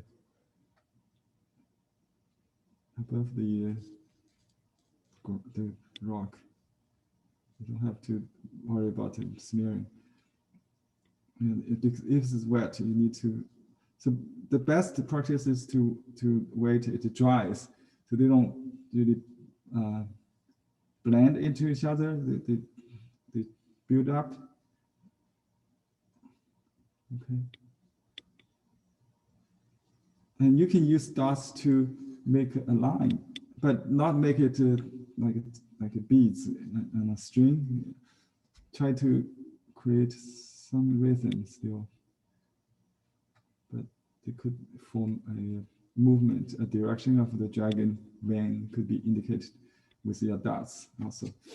And so we just use dark to reinstate this, and then I'll do the wash, do the color.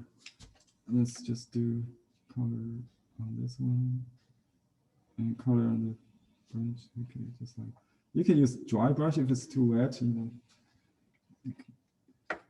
the background is same color. I really don't need to vary the value. Right? Oh, the time is up.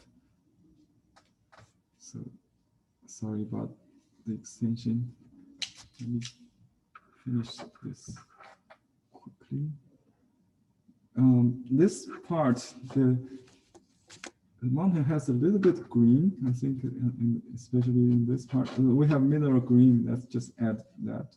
Mineral green is opaque. That it's kind of mild.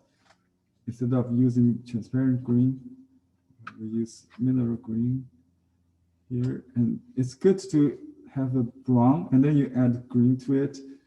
It's a very nice combination.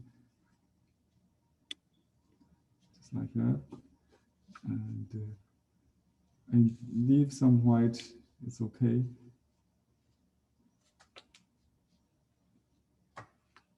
This some medium dots, medium dark dots to indicate the vegetation. You see, when I have no time, I just go to, that's better. It's better to do faster. Okay, now I need to do the distant mountain.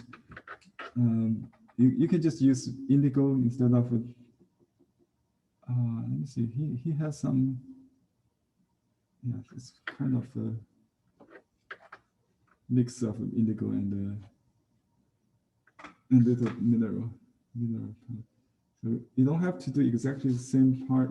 According to your own composition, it could be different. So this one, theoretically, it's lower than the front. I don't know if that makes sense. See, I have some little white there. I don't worry because this is clouds maybe. And I can add a little smaller one just between the saddle, the lower part.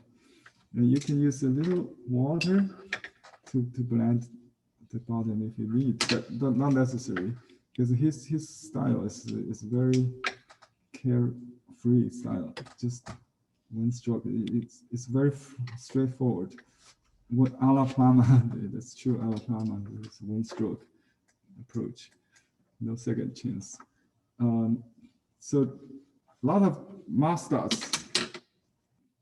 I just use this mask dot brush. Okay, so you can add, I don't know how to reproduce this mistake ink. Let's just put mask dots there. It could be the corn of a pine, that's something like that in the pine. And you can add a few dark ones, needles, but not to complete. Again, just to highlight. You can add some groups, not to repeat the same one if you want. And this has a ink dark. This here has some dark.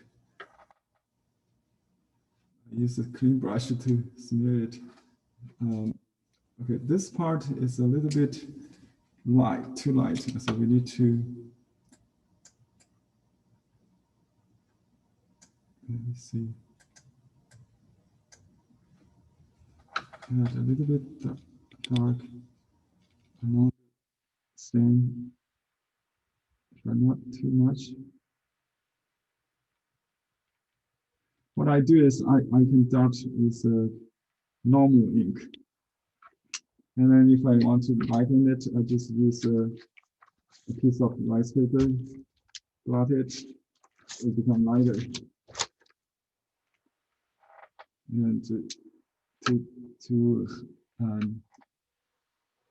make some clear ones on top, maybe. And you can use some dark indigo or indigo and the ink mix to do that. Okay, just create some kind of rhythm. And this one, same thing.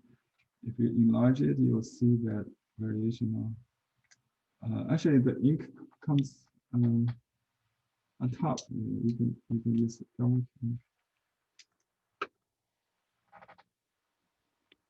But generally, this one is behind this one, so this one in the front. That's okay. And you can scratch, use dry brush some color. So color is used as ink, as if it's ink. That's his invention, I think. That's obviously his invention. You can do some mustards here, there for bushes. You can use mustards on the joint part or the division, just squeeze out the white, just to create. You can stop at any point. It should be still balanced. That's the thing. So that's the idea of the wholeness, the kaihe, or the opening and closing. Just to create more kind of rhythm. Dots to dot along the slope, and some green color. Along the river, there might be a little green, like a grass, but not necessarily. It's not a realistic painting, so just wherever you feel not right, it's the right thing to do. So this part is like a most concentrated brown, and then get the lighter and lighter. Right, that's another one. So in the front, let's see, it's not too much color in the front. So it's all muted because the focus is on the back.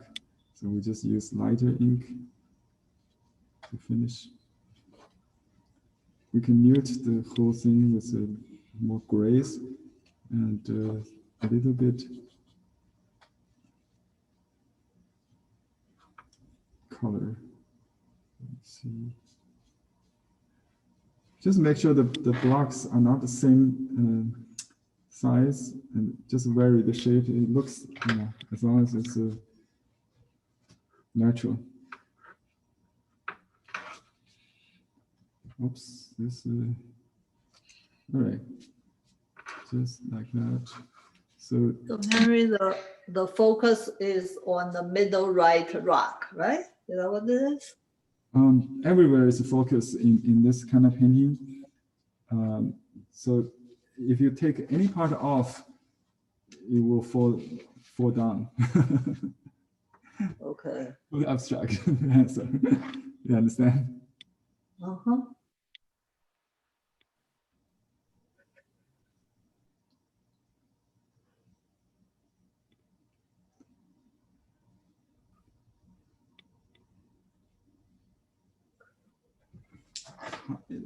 Highlight a little bit.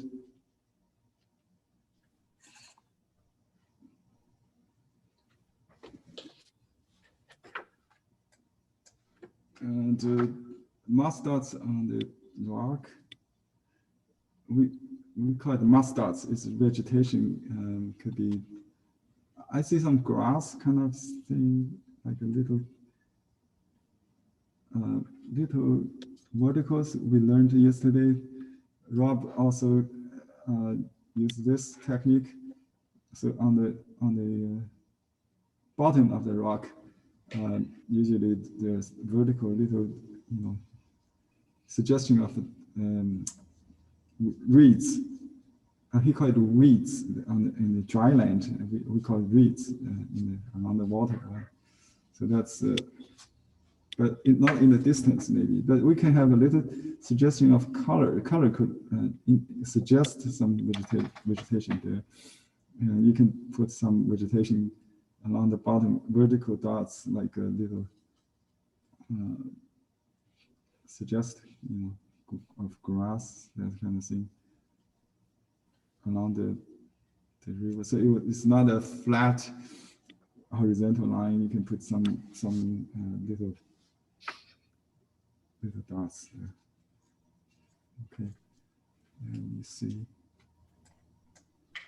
That's about it. Yeah, he has some kind of a signature thing, like he got a brown right up there. You don't have to copy exactly, but if you like, you can try to see if you can get the same kind of accidental effect. That's just something you cannot really copy, but okay, that's about it. So it's basically like a music, it's about harmony and unity in, what do we call that? Coherence? Coherence, yeah.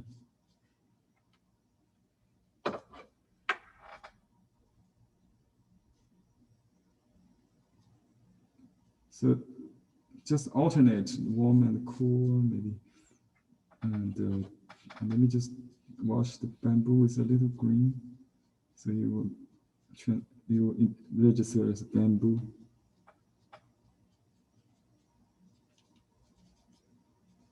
Behind the house, maybe a little bit, but not to the extent to cover the ink.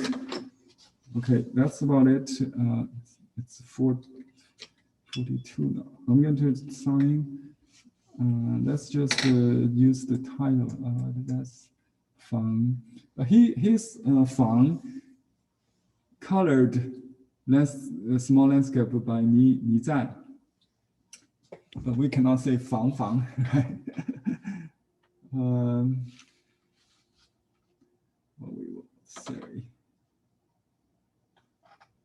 In this case, I'll just say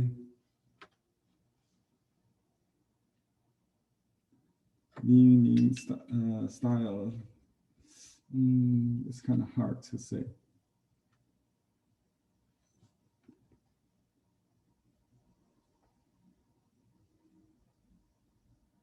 I think customary we just mentioned Nizan, but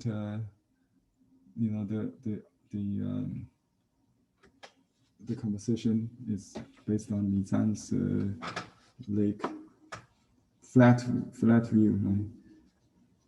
And you just add a little indigo to the pine. Make it more colorful.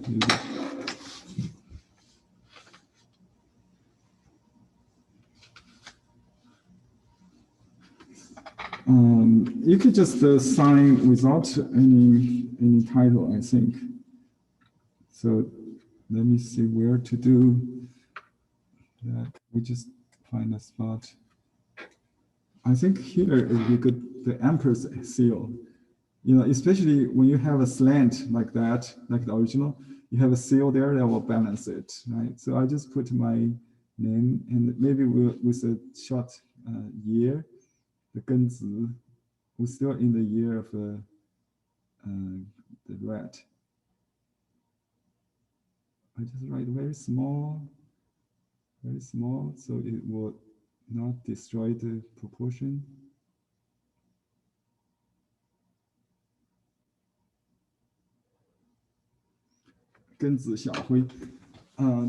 Meaning the year of rat. Xiaohui is my first name.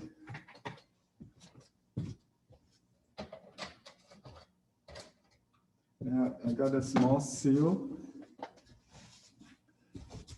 You see the importance of seal on the original painting, because without that emperor's seal, collection seal, it would not so balanced. It's actually two of them at this place where I'm going to do. I don't have a rubber pad. I just use my rubber as a pad. Let's see. Just make it easy.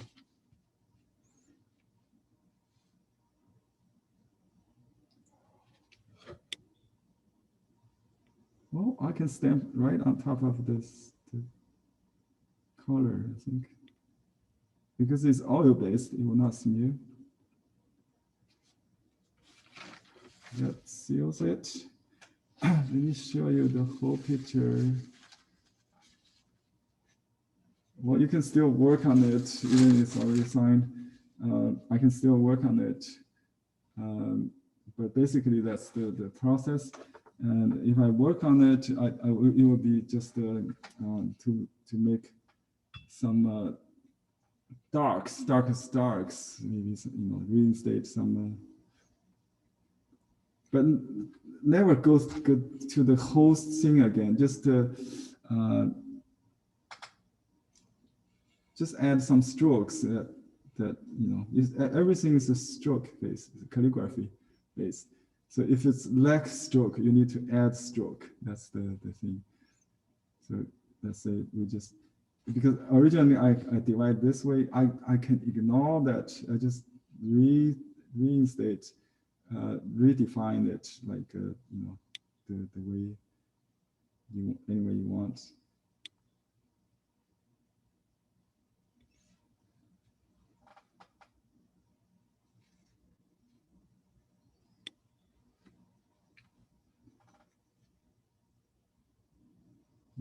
Because of the lightness of the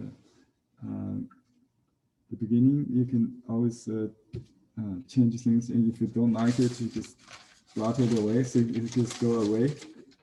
That's the advantage of this. This paper is called a sized paper. It's maybe not the most popular one used today. Maybe your concept of sumi painting is more on the absorbent paper before, but I want you to know that this ancient painting is more on the semi-sized, at least. Only contemporary artists like Qi Baishi start to use raw paper. By the way, Qi Baishi is very being influenced by the four ones, particularly Wang Yuanqi. And another artist before Qi Baishi got inspiration from is Shanghai schoolmaster Wu Changshuo. Maybe we'll talk about him. And Huang Binghong, an art historian, a theorist. Also, he worked in Shanghai, Beijing, and he originated from Huangshan. He could be Huangshan schoolmaster also. So Wang Yuanqi has influenced many modern masters, including Wu Changshuo, Qi Baishi, Huang Binghong, and some contemporary artists, professors in the Central Academy. The academic school of the landscape painting, greatly. But his name was associated with the old culture, so he was criticized in the Cultural Revolution or in the new cultural movement as early as the early 20s. So, but his value is more recognized after the 80s in China, and followed by many professional artists. And his style, like I mentioned earlier, is considered very close to the pre-modern master like Cézanne. So he is the beginning of Chinese modernity, according to many art historians. Any comments?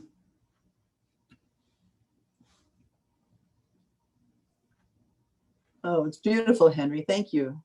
Thank you. Okay. Let me see if I need to add anything. So there's some blue on the pine tree and the willow tree also. So you can use a little bit blue. So make it simple, just the blue and the amber, two colors. We call that qianjiang in Chinese. Qianjiang means indigo and the amber. Jiang is amber. Qian means I think the color it mix like here between the it's the between the two. Yeah, I mean the overlapping of the two is jiang. Jiang is this color. This is mix of blue and the I think. Yeah, so we can add a little. See the stroke goes beyond the ink. It could be, you know, so you can change the shape of the willows. It can go longer like that. So it's very free, very calligraphic. That's the lesson we try to learn, because everything is calligraphy in literary painting, right? Literary style. Yeah. He's a official in the government service, civil service. In the beginning, he passed the highest level of civil service examination in the age of at the age of 29, and worked in the county level, then the provincial, the capital level, and finally end up as the compiler, curator of Imperial Art Library, museum. Wonderful artist. His art is the highest level of Orthodox school in the Qing dynasty. Very authentic, following the ancient masters. Okay, I will let you. Do you have anything to show us? We can take a look in the gallery view, maybe. Are you working? I can show you. Okay. Who? Lisa? Who's showing me? Any? Let me take the spotlight. Well, I didn't get her far, Henry, but here's. Okay. Yeah. Let me see if I can spotlight. Oh, yeah. Okay. Good. Yeah, so you're using the sized paper. Yeah. Semi-size. Semi-size. Okay. It's good to go light for light. I know you work pretty well with the process. Yeah, you know that. That's great. I like the Jianjiang Hengren's painting, so you would do that. Let me see. I can show you. I can show you. Yeah. But it's not finished. Yeah, I can see the outlines very good. Yeah, very good outline. It could be more dry stroke. We call the dry stroke gradation in our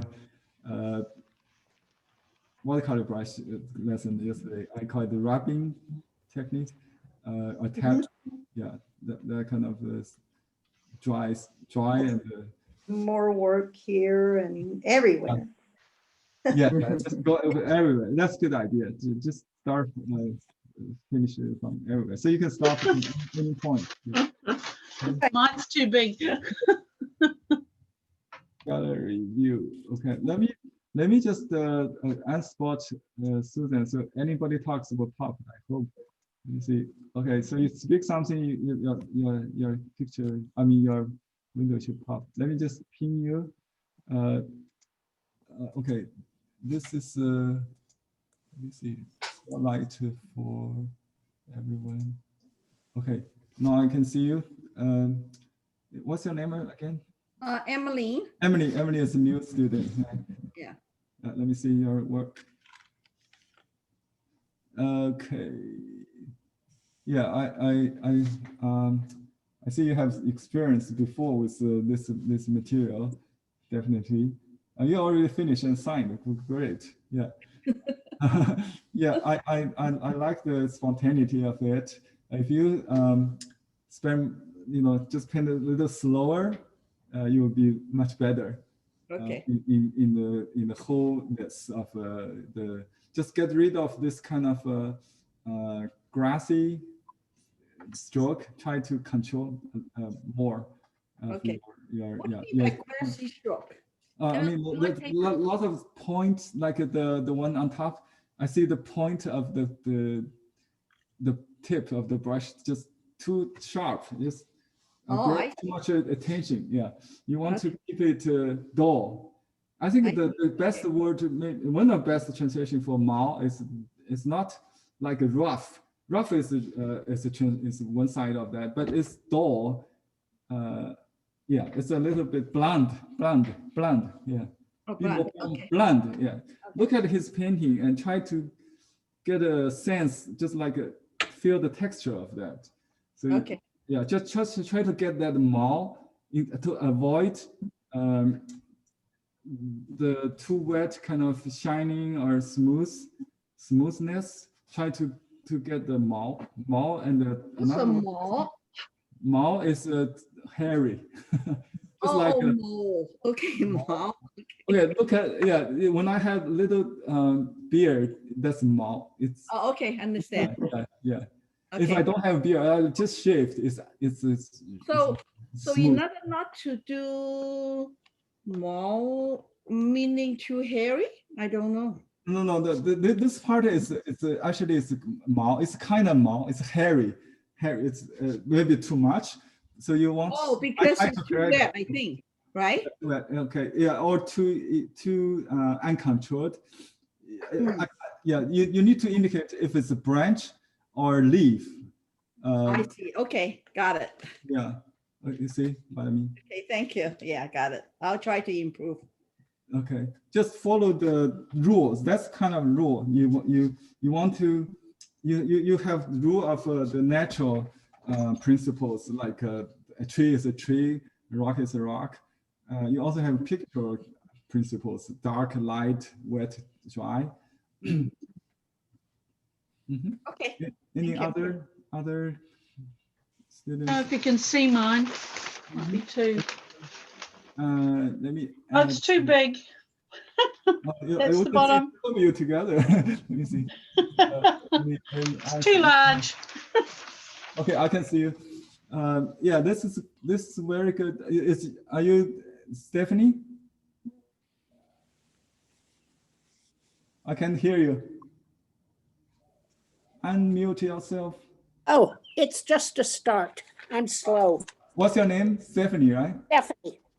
Oh yeah, Stephanie is in Mexico. Yes. Yeah, she has learned 30 years, right? 7 years. 7 years. I thought you have long. You told us you have experience. I forgot. But she's learning. Yeah. Congratulations. I think you're doing very well. I saw yesterday your shitao is wonderful. Thank you. Today I can see the tree is very advanced. You have very, very well control of the shape of the tree, the form of the tree, and the leaf needles. Perfect. Yeah. Thank you. I'm just slow. Yeah, I know. And she's 80 years old. 80 years young. 80 years 83. Young. 83 young. Oh, yeah. You're not too young. We have younger ones. I'm sorry. Just kidding. No problem. Okay, Henry, it's mine. Ping. Oh, I like to introduce you, Ping, if you don't mind, and advice maybe for our next project a little bit. Ping Ping is a second generation artist in her family. Her mother is the best student of Qi Bai Shi. Hold that picture again. Sorry. Yeah, you can see she has a very good calligraphy. I like the contour. It's very calligraphic of the trees and the leaves and the rock. Yeah, you just need to have a little bit more dry stroke on the rock and try to make the color more abstract or arbitrary. Not try to go back to the old harmonious. Try to create some chaos and then bring it into harmony, kind of balance it. That's the idea. Thank you. Thank you. Yeah, next time, maybe next year, I would like to teach Qi Bai Shi, and Ping will be with us to share her collections of her mother's copies of Qi Bai Shi. Or that will be a very interesting lesson to do. Okay. Any other painting we want to share? Okay. You can join my online class on ChineseBrushPainting.ning.com.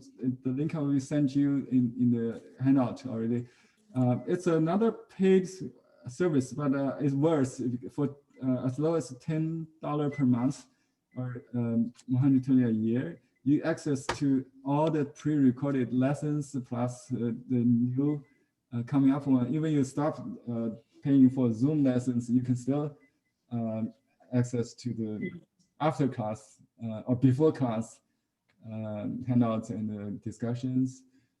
So I strongly encourage you, if you want to keep learning during the holidays, I will still there online, even though we will have a 2-week break after the next one. Right? We'll still have one last one this year, then we'll continue next year. But if you subscribe to the online class, we can share the critique, because it's very important to get feedback. So the first step is to learn to practice the specific with a specific goal, and then you get feedback from either your friends, your classmates, and me on the internet, and then you fix it, you improve. Henry, we can't see you. Oh, you can see me. Let me see.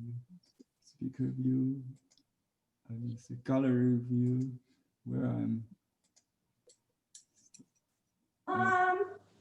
Okay, I'm looking at some feedbacks on the Don't be scared. chat. Oh. Well, thank Cindy Roberts for your comments. I also learned from each lesson, to be frankly with you. If you compare my interpretation of the same concept today with 10 years ago, there might be some improvement on the demos. So I hope you keep learning. There's no limit to that where you can reach. Henry, can I share something with you, Henry? Sure. Where are you? I got Henry. Harry. I was taking notes when you were talking. And I got Henry, and I was practicing the mountain strokes. So I got Henry in the mountains. Really impressed me. Very nice. I'm pleased. That's when I did a detail, because I have a small piece of paper. So Wow. I'm like Emmeline. I need to slow down. You did it today? It's a book, right? It's an album. Yeah, it's a book, but it's Chinese paper. Oh. And yeah, so it's very absorbent. I got it. The album is what did they use? It got a color tone, beautiful tone to the album. Yeah. Wow, Yeah. I got you what you said about the arbitrary color tones. Yeah. Okay. You understand that. Wow. Very nice. Yeah, I like everything you did. It's very much like another school, we call it the Jingshi school means the bronze and the stone school or taste, very you're doing the stroke almost like cutting the rock, cutting the seal, you know. Yeah. Okay. Anyway, I enjoyed it very much. Thanks, Henry. Thank you for joining me. I'm honored to have you. I wish I will pay back by visiting your class and someday. Yeah. All right. Okay. Thank you. Thank you, Peter. Okay. Thank you, everybody. I will see you next week. And keep safe and well. Practice, practice, and practice. Thank you. I mean, I have a question. I read your class notes. You said something like alum lumps. Oh, what is alum lumps? Alum head, and it's if you look at the mustard seed garden menu, it's a small rock. I cannot see you, Henry. Can you show yourself? Rounded rock. It's a rounded rock on top of the mountain or hill. That's called something like okay, let me show you this book. I think I forgot to show you, and that's a good question, Ping. It is. Okay, let me show you this. Here there are two paintings by Wang Hui, a good friend of Wang Yuanqi. They are about the same age. Wang Hui is 10 years older, actually, but died later after Wang Yuanqi. So they are good friends, and they both served the Imperial Academy in the court. This is after Jiran. Remember Jiran, the monk? Right. Yeah, this is Wang Hui.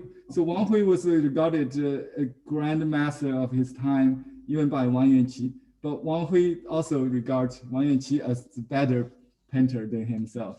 But anyway, he is more a copyist than Wang Yuanqi, more dear copyist. So you can see almost be considered like a forge if you change the signature. And these are all fanto. You see the fanto is usually on the dragon vein. It's like a spine. Does it look like a dragon spine? Yep. No.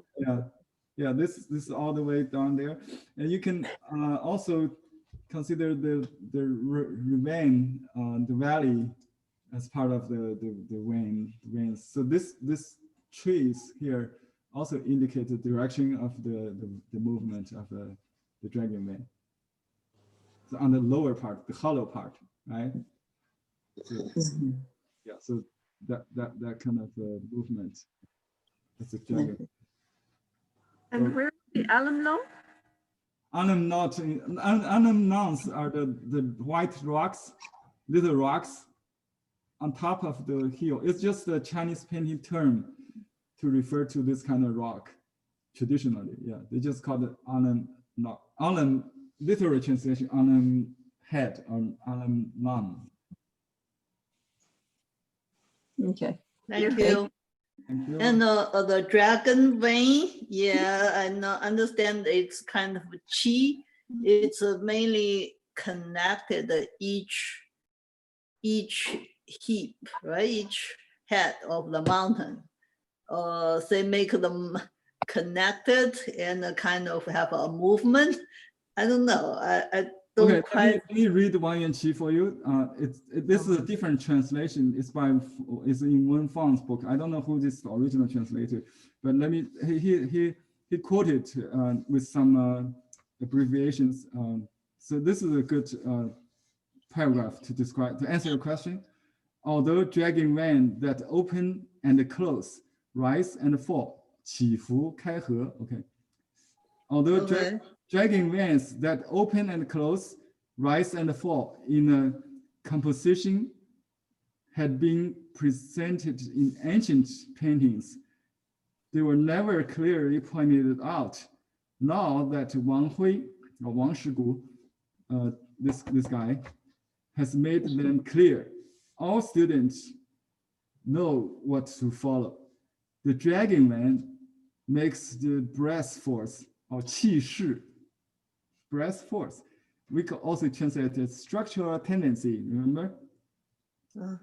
Breath force is a little abstract, but many of you understand. I think Daisy, you understand, right? Breath force, okay. Dragon man makes the breath force of a painting. I think Ping, you mentioned that it's the qi that connects the painting. Yeah, it's a starting point. It's a starting point, maybe oblique or symmetrical, rounded or fragmented, broken or continuous, hidden or apparent. This is the section of the composition. This is the sections of the composition. Also have their own opening and closing. That means in each small cluster or sections in the composition, they also have small opening and closings, okay? And why they were overall rising and falling, or 起伏, they are also individual rising and falling. There are big rise and fall of the dragon man, and there are small ones in the minor mountain group, right? Henry, is the dragon spine? It's all joints, and so like in Tai Chi, those joints are going to open and close. Yeah.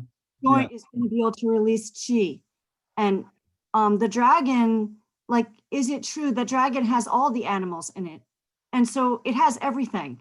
Okay, yeah, that's a good point. That you got it. The dragon is an abstract name for all the animation of mountain. Yeah, right. You got it. Thank you for that. That's a very good point. Dragon is just the group name for animals in the mountain. So you have to feel the life of the rock, the mountain, the hill. Right. That's the dragon man. Right. That's the life of the mountain. Yeah. So let me finish by this sentence. If the dragon in its many oblique or frontal, unified or broken, obscure or apparent, interrupted or continuous positions is lively and vivid, the painting will be true. So it could be broken, it could be hidden, right? Yeah. So can you? I think in his painting, it's very hidden and very hidden. You don't really see the Wang Hui's paintings too shallow. You know, you can see immediately. Oh, that's the dragon man. That's not the. You have to be. You have to use it in the under structure, under painting maybe.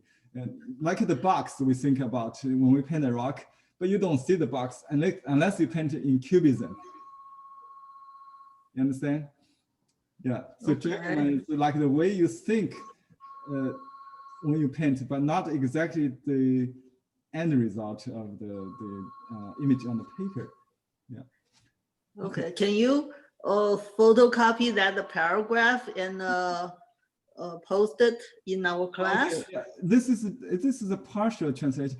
The full translation already emailed you. Okay. It probably from the same source. I didn't compare the versions, but you already have a complete, which I quoted, I think 90% of that essay. The original copy is in the PDF file I sent you, and then right. I ORC, right? Optical recognition characters, whatever. I use ORC to transfer that into editable. So I edit a few words, so you can copy and paste from the email. The email text body has the exact text from the photocopy of the book in the handout. Thank you.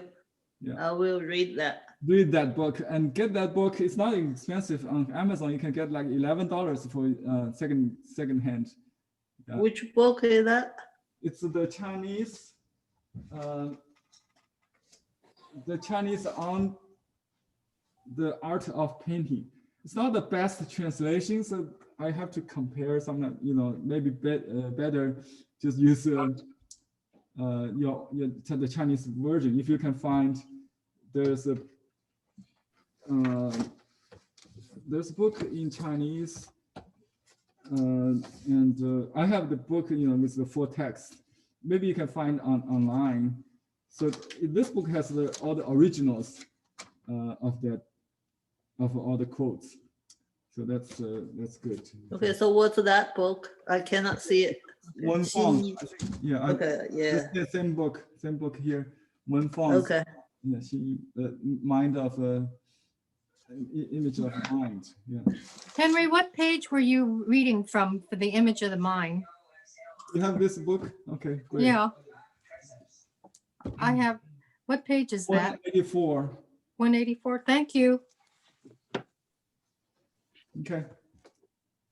Thank you, Henry. Thank you. See you next time. Bye-bye now. Bye-bye. Bye, Henry. Thank